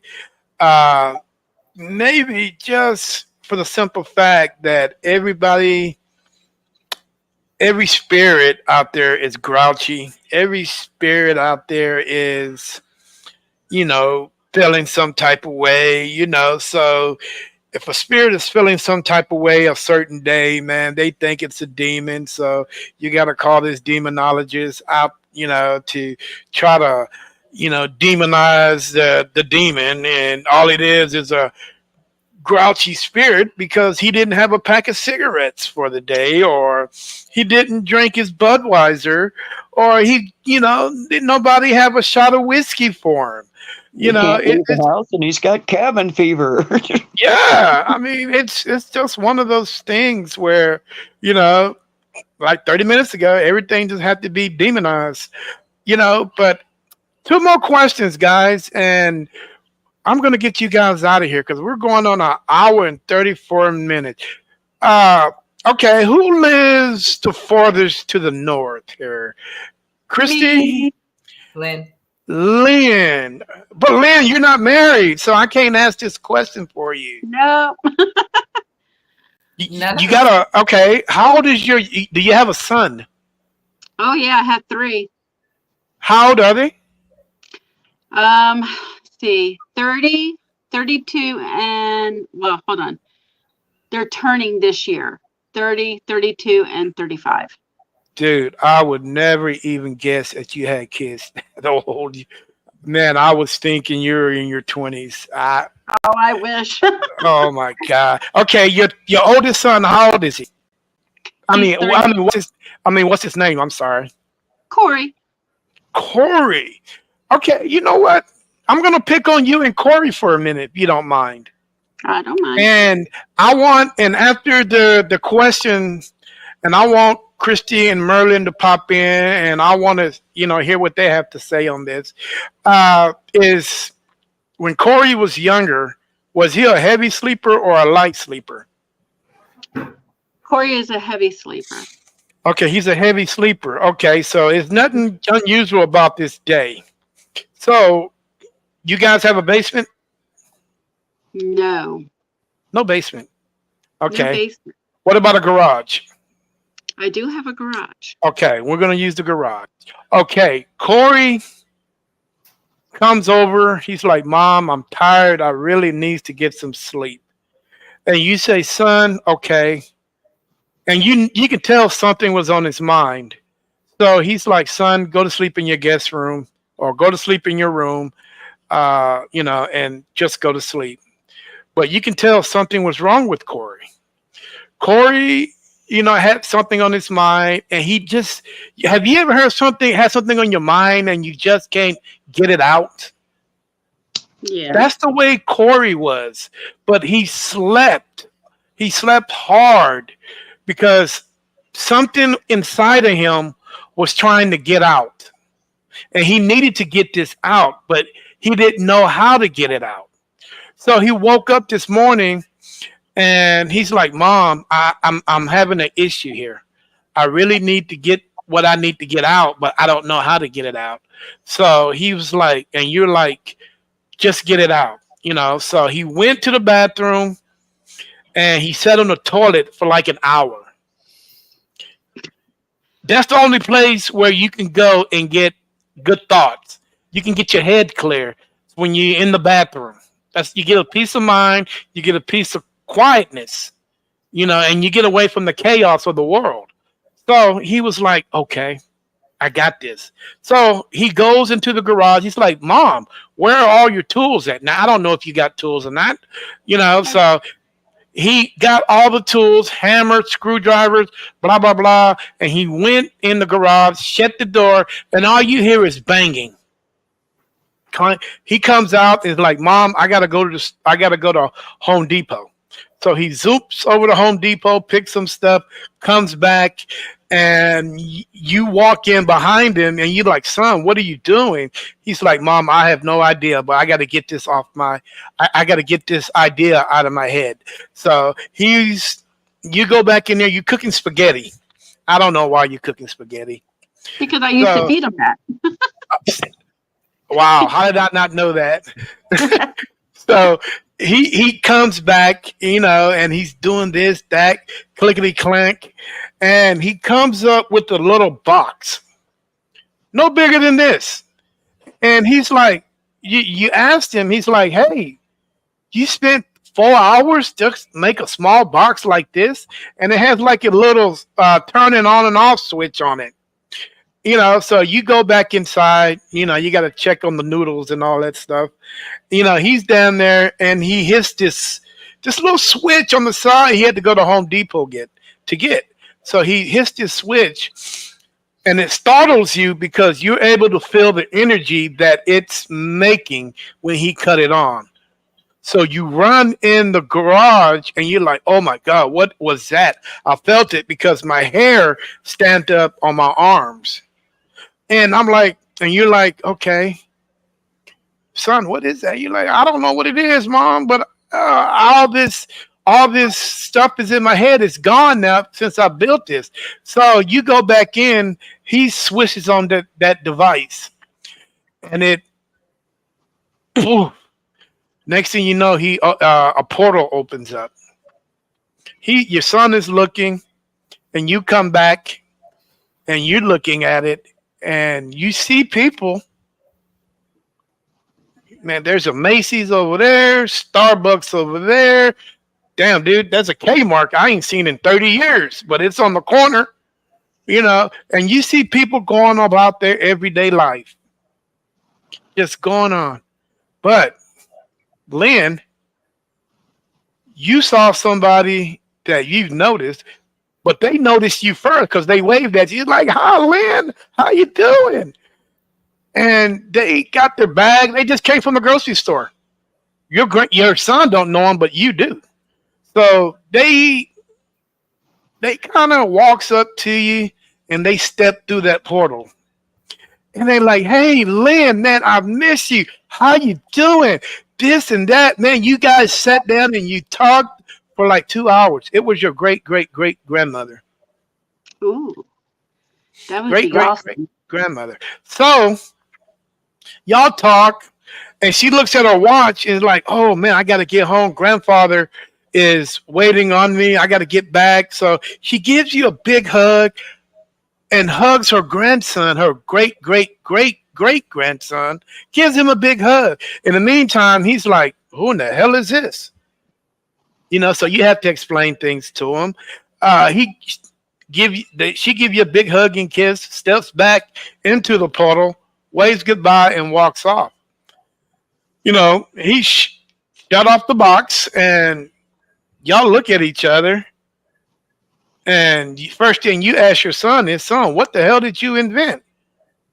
"Mom, I don't know, but I had to get it I had to get it out of my head before my head explode." And come to find out that Lynn, your son, invented a device that you can see on the other side. The question that I have for you, Lynn, is, and I want you to be honest with me, Hmm. would you share something like that, or would you put it back on the shelf? I would never put it back on the shelf. Um, I would love to share it.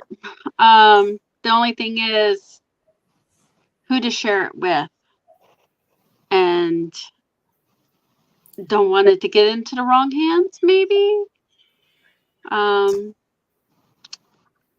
I just, you see those movies where they find out things in the world and they go and capture it and they abuse the science behind it. And I would treasure it more than I think if someone higher up took it and just mass produced this thing. Hmm. Um, yeah, that's a touchy one, but I would share it probably just depending upon who I share it with. And that's Inter- honest. Interesting. Christy and Merlin, would you guys share that technology? See, here's the thing. I think it can be done. I don't think it takes a device. I just don't think people are going to see it and understand it until they're ready to. So you're putting it back on the shelf, it seems like. Not really. Not really. Hmm. I think that the God, Merlin, chime in here. You know exactly. You know exactly what I'm saying. Hiya. Yeah, exactly. Hiya. Thank you, Santi. Uh-huh. I would explore it before I did anything else. I would explore it. I would know what the rules are, because the one problem you have with everybody knowing what's going to happen when you die, if it's always good, it's always great. Everybody you love is there. Everybody you miss is there. And you can create this life that is whatever you want, no matter how you die. Can you imagine the amount of suicides that would be around the world that they just go, "Why do I have to do this? Yeah, Mm-hmm. When I'm dead, everything is great." yeah. That, if people knew something like that could go on, I mean, all fear of death is gone. Why would you fight it? Right. See, and you're almost kind of changing the roles a little bit as I understood it. Can you see other places. Well, that's something a psychic can do. That's something a Reiki master might be able to do. That's something that some people who develop their gifts might be able to do. Are all people ready to do that? No. Are even the ones that can do it ready to do it? Not necessarily.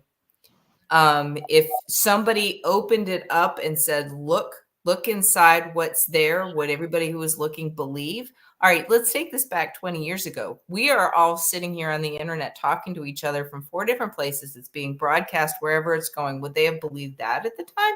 Not necessarily. So there's all kinds of stuff going and coming in different places that are, but when it comes to, you're talking about taking the realm of the psychics and the gifted and putting it in a box, right?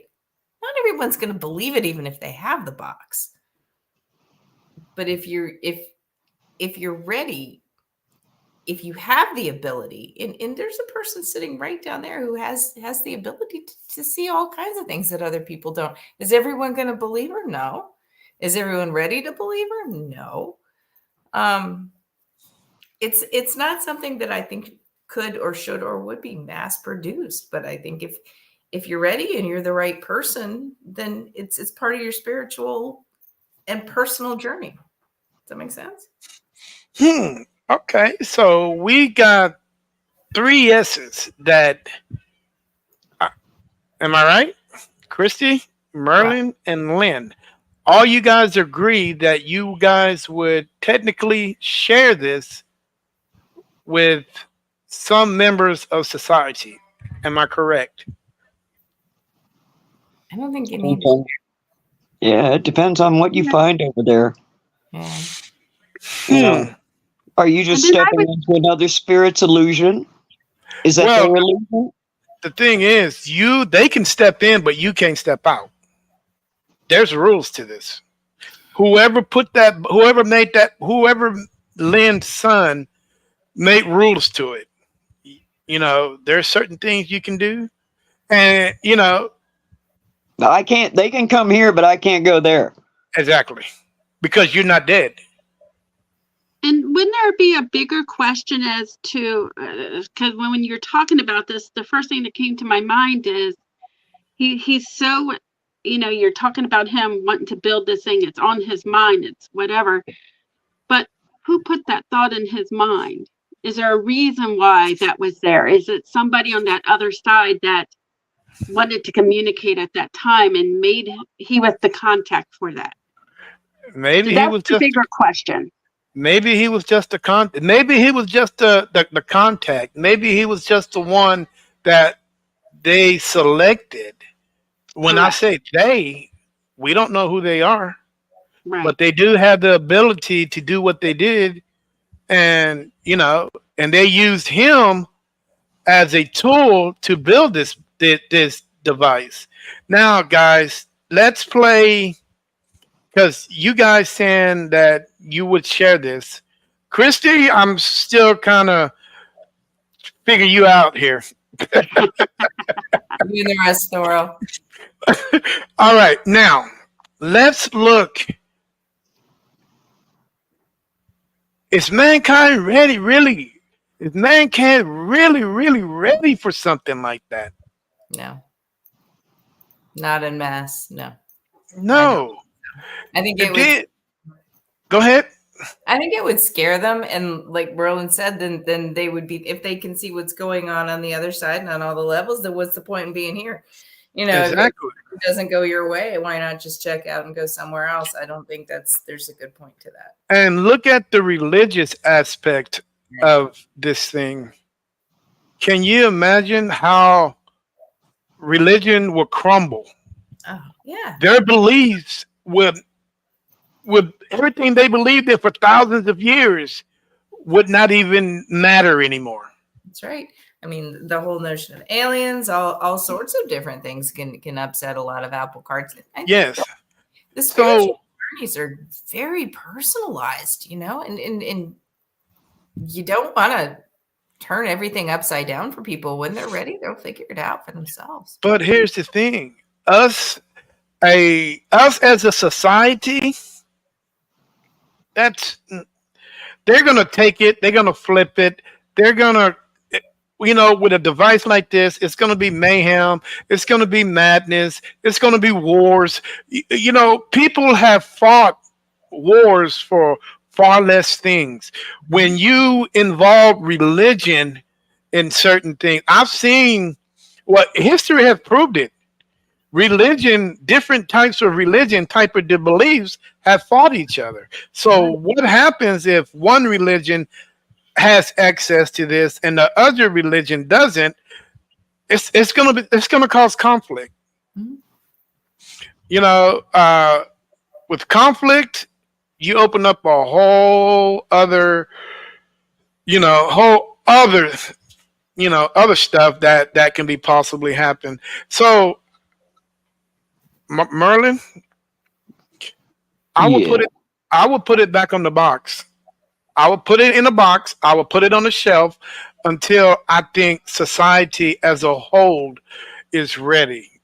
When we stop the pettiness, the bickering, the common stuff that we argue about, when we get unified as one race, one, that's when I think it would be ready for us to have that. Until then, it won't be ready. You know what I'm saying? Uh, and We're just not. The human race is just, it's you so know, varied and so crazy and so bananas right now. We can't even agree on which sports team we like without getting mad about it. So, it, have you Men in Black, the best. Men in Black is, man, his quote when him and Will Smith was sitting on that bench. Can somebody tell me what he told Will Smith? Anybody remember that? which time? When they were sitting on the bench and Will Smith asked him about what's going on in the universe. Oh God, I know when you say it, I'm going to recognize it, but I don't remember. That was I the don't first movie. recall. You'd Yep, think I there. do. I've seen it like a million times. You'd think I'd remember it, but no, not right now. I believe he said, as we're not ready, as let me see if I can say this right. As people are ready. That means one individual can be ready for something like that. But the human race would never be ready for something like that. It one person can see things different, but the human race as a whole, nah, never be ready for it. So I will have to put that box on the shelf until I think that they're ready. And if they're ever ready, we're looking at 100, 150, 200 years from now, after we're long gone from here. So where are you going to So hide that box to keep people from getting it until they're ready? it's just going to have to sit there. Nobody knows really what it is. It's just a So box. It's just a. Hey, I'm gonna leave that into Lynn's hands. Her son created it. Her son created it.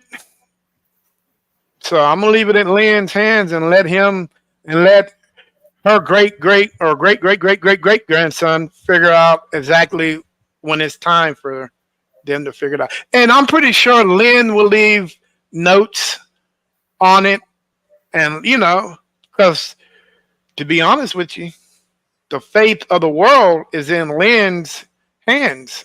oh, great. Now, In fact, here's the thing, Lynn. Would your son sell it, put it on the mass market, and will 10 years from now we'll be seeing it in Dollar Tree in cheap versions? um, yeah, I don't know. that is so funny. Pocket portal I behind the think portal. the baby wouldn't, but the oldest baby. Oh boy. Guys, we're going on an hour and 54 minutes, and it has been a pleasure speaking with you guys. One last question. Merlin, Are you ready for this? Is a hard one, and please, I really want you to think about this one. Got my Oh, thinking hat on.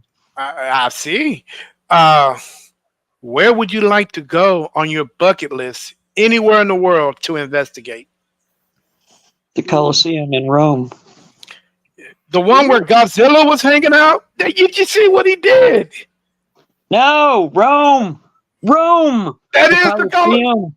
He was I in. didn't He know slept. Godzilla went there. If Godzilla went there and messed it up, we're going to have words. He actually slept in the Coliseum in the last movie. That was his sleeping spot. Well, Godzilla can get up and let me investigate for the night. I want the Colosseum in Rome. You cannot tell me that there is any other place around the world with history and, I mean, just the sheer energy, the mix of energy I that can went tell on you. there. I can tell you two places, but I'm gonna wait until the other two ladies tell me. All right, Lynn, where would you like to go on your bucket list? Anywhere in the world to investigate? anywhere. Anywhere. Um, I have always been drawn to Greece. Okay. They got nice No, beaches. yeah, yeah, yeah. So probably Athens. I just the history. Athens. It's yeah, the history. Do they cook spaghetti there? I have no idea. But I've they never got heard of gyros, so we're good. Italy. Italy. All right, Christy, where would you like to go on your bucket list, my friend? British Isles. Been there, but haven't gotten to investigate. The Ireland and British Isles. yeah. Is that the only place? Is that it? Nowhere else? Well, England, Ireland, Scotland, Wales, all of that. I mean, it's pretty huge. They're loaded with castles and history and all Mhm. kinds of Hmm. Yes, they are some of the oldest castles on the planet. yeah. But Merlin, you said the Colosseum, and the Colosseum is old, and it Yeah, has a lot of bloodshed over time. you have the Oh, bloodshed. You've got the animals. You've got the people who were basically just slaughtered. You've got the gladiators who were the superstars. I mean, these were the hmm. athletes of the day. People admired them. You have the crowd that are screaming. I mean, this place was going continually, Mhm. and it just never stopped. I mean, it's. I mean, I want to get up there. I want to sit on the same seat that Caesar did. You know, I want to do Interesting. that thumbs up. I want to do that thumbs down, and I want to have an EVP recorder going. Would that Now, happen? let me ask you a question. How many people you think died in that Colosseum before all said and done, before they actually stopped doing that whole crap that they were doing, the gladiators? Tens of thousands. Tens of thousands? Tens of thousands. I mean, they put people out there in mass to be executed, and then you start getting into the era of Caligula, and the atrocities became worse. So Hmm. it wasn't just, it wasn't just athletics. It wasn't just. It was it was a horror film It's human. right there. Where else could you see something remotely close to that? Yeah, I mean, the energy that is in that place and the fact that people were cheering this on. I mean, they were cheering it on. Hmm. They wanted it. Right. And, but at the same time, you had people who built this place who put these things together. I mean, the Roman engineers figured out how to turn it into a sea. They filled it up like a pool so that they could have battles, sea battles reenacted on this thing. I mean, the whole place is it's Rome. It is the Colosseum. We have Hmm. heroes, we have victims, we have all of it right there. Right Wow. there. You're but there's one place that not as far back as Rome was, but it had everything that you just described. And you're gonna be shocked on where I tell you this is. But then again, you might not. I might not be. But where else can you get all of that in one emotion in one place at one time? You got all that energy. You where thousands of people have died over a short period of time. So the energy is real kinetic. You can feel it the minute you step on it. Do you know where that is? That's the one place I mean, I could think of a bunch of places that are probably like that, but hit me. France.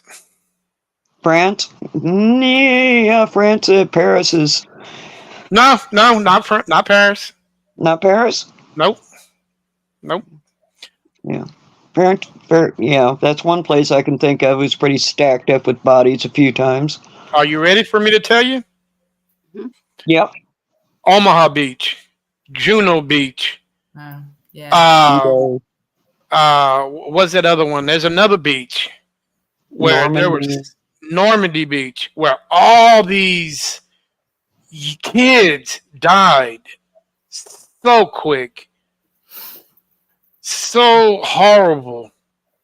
You had heroes, you had villains, you had everything that you had in the Coliseum massed at one location. Can you imagine uh can you imagine if you go to any of those beaches and investigate what kind of energy you will pick up? Mhm. I've been on the Gettysburg battlefield a couple of times, and it's if you're sensitive at all and you go out there, it you got to be careful. You got to be real careful because if you just and I did, and I was stupid. If you open yourself up completely to it, it'll take you to your knees. Mhm. Hmm. And then you once you go into France, you're dealing with concentration camps. You're dealing with Auschwitz.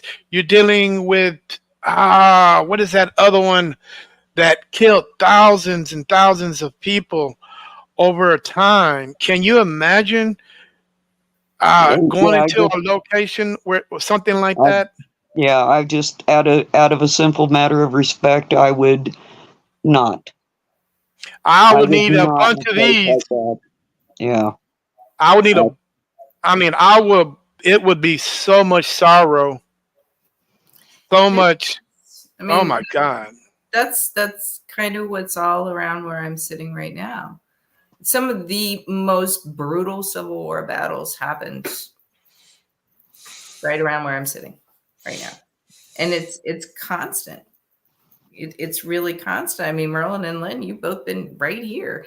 Gettysburg, the things that humans do to each other is really brutal, and the energetic echo remains. It Hmm. goes and on and on, and it's awful. It can be overwhelming sometimes. You it's know, high yeah. energy while it's going on. It's people they're frightened, they're excited, they're at their most animal basic Mhm. survival, kill or be killed, and there really is no other emotion stronger than sorrow and anger.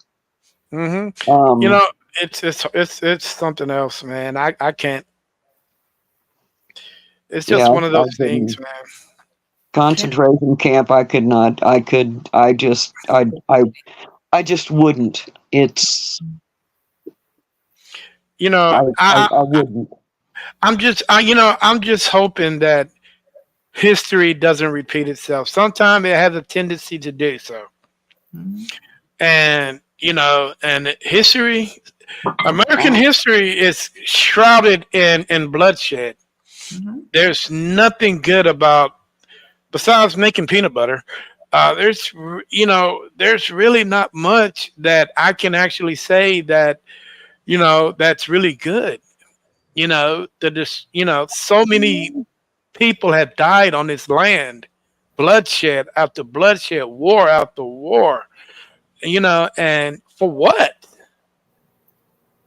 Taking We over like it. somebody.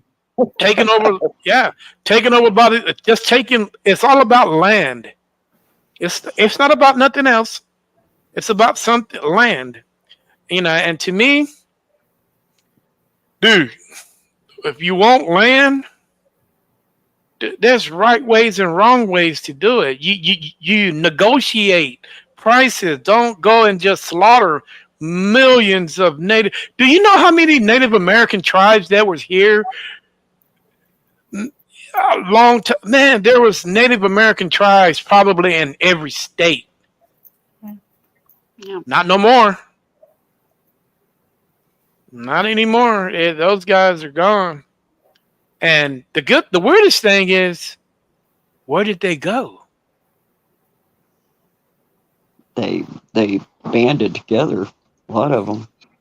Mm, Remnants of some other tribes joined bigger tribes, and were kind of absorbed into it. And I mean, it depends on which tribe you're talking about. What are they doing? Well, I I just could say some of the tribes. I know a chief, and we had this big conversation, and he said that a lot of the tribes back in the 50s and 60s, they changed their race. They became black. Because if you were Indian, even still to this day, or Native American, the government could come and take your property. So they changed their race because black people can have property and Native Americans cannot. well, That's hell, what I ain't he got told no. me. Where the hell's my property? Where's my 40 acres in the mill at? Never got it. Yeah. Never got it. Hey guys, tell the world how to get a hold of Fleetwood Paranormal from Virginia. My foot is itching. You can Right. find us on Facebook. What's our email address now, Merlin? FleetwoodParanormal@gmail. Yes. Fleetwood information Okay, at gmail.com. there you go. That's the only way I can remember it. Yep. That's the way I see it on the There computer. you go. And Yeah, you I don't know guys, why. If you're a page, you're not allowed to talk to another page. I don't know why that is, but if you're an individual, you can talk to a page. yeah, If that's you're a kind of page, weird, ain't it? yeah, I know. I was playing that game with another team a couple of weeks ago. We were trying to talk to each other, and neither one of us could find the button to do it. It's like, Oh, that is so funny. Yeah. All right. Well, guys, thank you. I really appreciate you guys coming on the show and spending some time with me. When I invite guys on, I love to sit back and I love to look at all you guys' happy faces. I mean, you guys just smiled the day away when you came on the show. And that's what I really, that's what I really like. I really like to see people smile and enjoy the podcast, talk about interesting subjects and it might not be all about paranormal, but most of it is. And we learn something from each other, so with that said, any closing statements from you guys? Thanks for having us. Yep, I was going to say that too. Thank you. Oh, wow. Mandela. That was, see, well, you just had to make it difficult, didn't you? yeah. Well, guys, hey, next time I would love to get other members on the team on the show. I know there's more of you guys out there.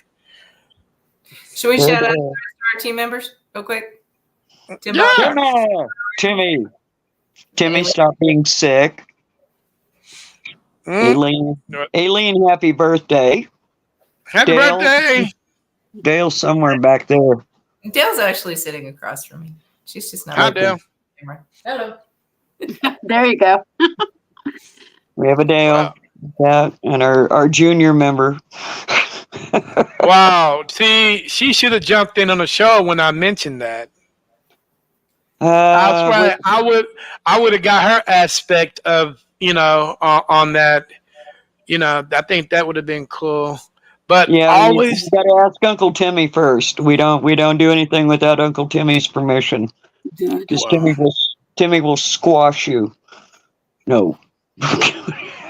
Yeah. Well, Just you tell Uncle Timmy oh, that's true. Yeah.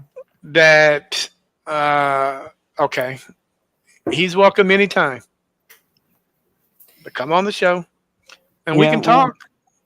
I don't know if We he's can napping now or if he's just being sick now. well get a shot of whiskey, he'd be good to go. There you go. Shot of whiskey. All right, guys. Well, you know what? It has been a pleasure speaking with you. Feel free to share this conversation with anybody you would like. And I also would like to thank everybody that was watching the show this evening. All of you guys that are on Kick, Rumble, Instagram, Twitch, Twitter, YouTube, Facebook, and my personal Facebook page. Thank you guys for joining me. I really appreciate it. All the love and support. Hey, but the great thing about it, guys, go over to Fleetwood Paranormal and let's get their likes up. Let's get their follows up. Let's get their numbers up. Uh, because, wait. What was that about? I got to take Talking to care you, of Merlin. that. Oh, my God. But anyway, Let's yeah. go. We got this. We got this. Yeah. Okay. Yeah. Come on over. Come on over. I'll pick on you. I'm totally lost. She want to pick on me? Oh no, they No. can come on over to the page. I'll pick on them there. Well, I tell you what. Hey, if you go put a box of zingers on there on the page, I guarantee you, man. If you show it, they will come A box of zingers and some milk and some milk. and All some right. milk because right now all you got is Sesame Street on there. Oh, keep going down, man. It gets weirder. Yeah, those same 2-4. These I don't know who family this is, but they look odd. But yeah, the guy in the hazmat. Oh, wait a minute. Who is this? I'm trying to figure out which one of you guys this is. Probably not.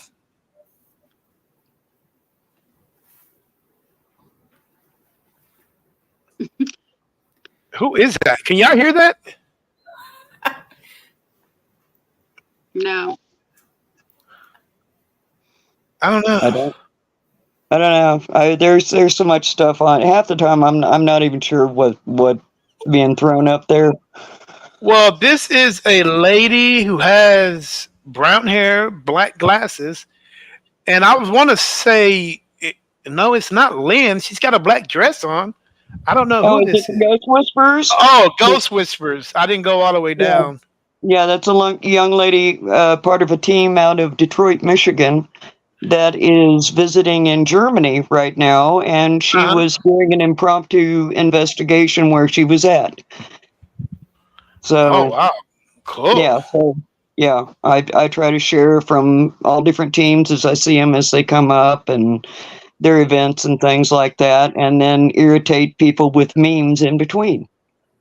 Well, didn't you guys used to have a podcast show? Or you guys ever had a podcast show? Yeah. What happened with that? Did you guys let it go?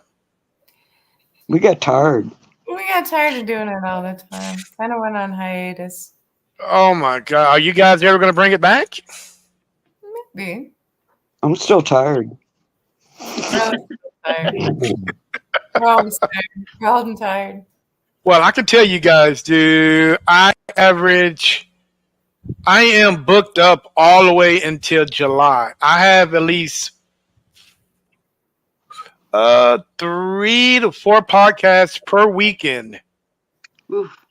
You are an energetic man. Yes. What, every other week? Once a month? What was it? I don't even know. There is not enough coffee in the entire world. Coffee in the world. Well, I like to stay busy. All my kids are grown. They're out, except for the one that he took off somewhere. And Yeah, He'll be that he's home. No, oh, well, he's home from college, so he's no telling what he's doing. Hey, I should have hit him up for some zingers if he was going to the store, but that's okay. But hey, guys, hey, thanks for coming on the show. I really appreciate it. And I will be contacting you guys again in a month or so to check up on you guys, see how you guys are doing. And especially you, Merlin. We got a lot to talk about. We do. We do. She said we do. But Yeah, I'm anyway, thinking yeah. about zingers now. I'm trying to figure out where I can get zingers. Well, you got a Circle K around there somewhere? Yeah, well, not close. What about a Bucky's? You got a Bucky's? No. There's nothing close. Walmart? Oh God, Walmart's 45 minutes away from where I'm at. Oh my God. Hey, I got a good idea. You can favor it. Call favor, tell them you want a delivery, and they will bring it to you. I don't even know what that is. Y'all don't have a favor up there? Never Oh, heard honey, of it. yeah. What about DoorDash? Yeah, we have I that. have DoorDash. Yeah. I Well, don't know. Well, We don't have favor DoorDash here. favor is for the privileged that don't have time to go get their groceries. So Ah. and I need a personal assistant. so they'll send somebody favor your hook up with favor, and you'll get somebody, and they'll give you the address, and they'll call in their order, and you just drive up to the HEB, pick it up, and deliver it to their house. So No, we don't have one of them here either. No, what's your equivalent? We've got one. I've actually done the grocery delivery thing. I can't. We just I keep trying, and it's like nope. You live too far. You live too far. well, I'll do DoorDash, and if I see something I like to eat, I might want to eat. I might keep their food.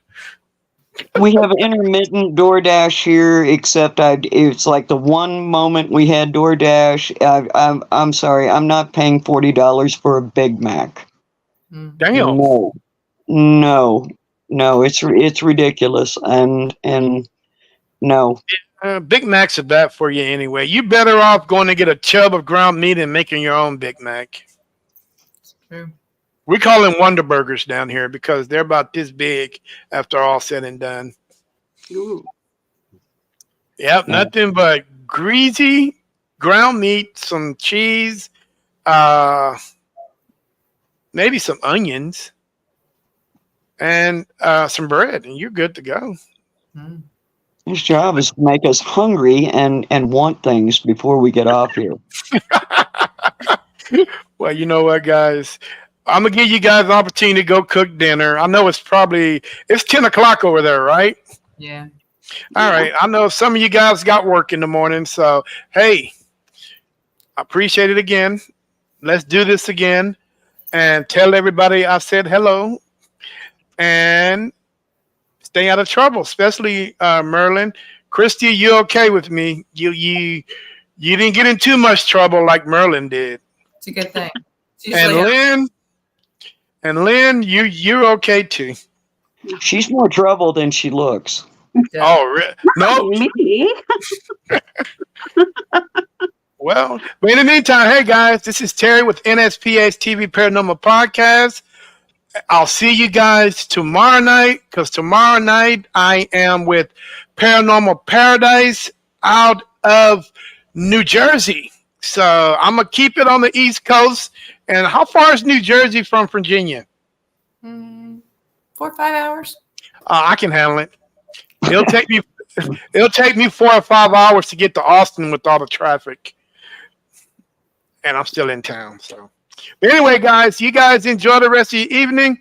Peace. Ciao. Bye. Bye. Bye.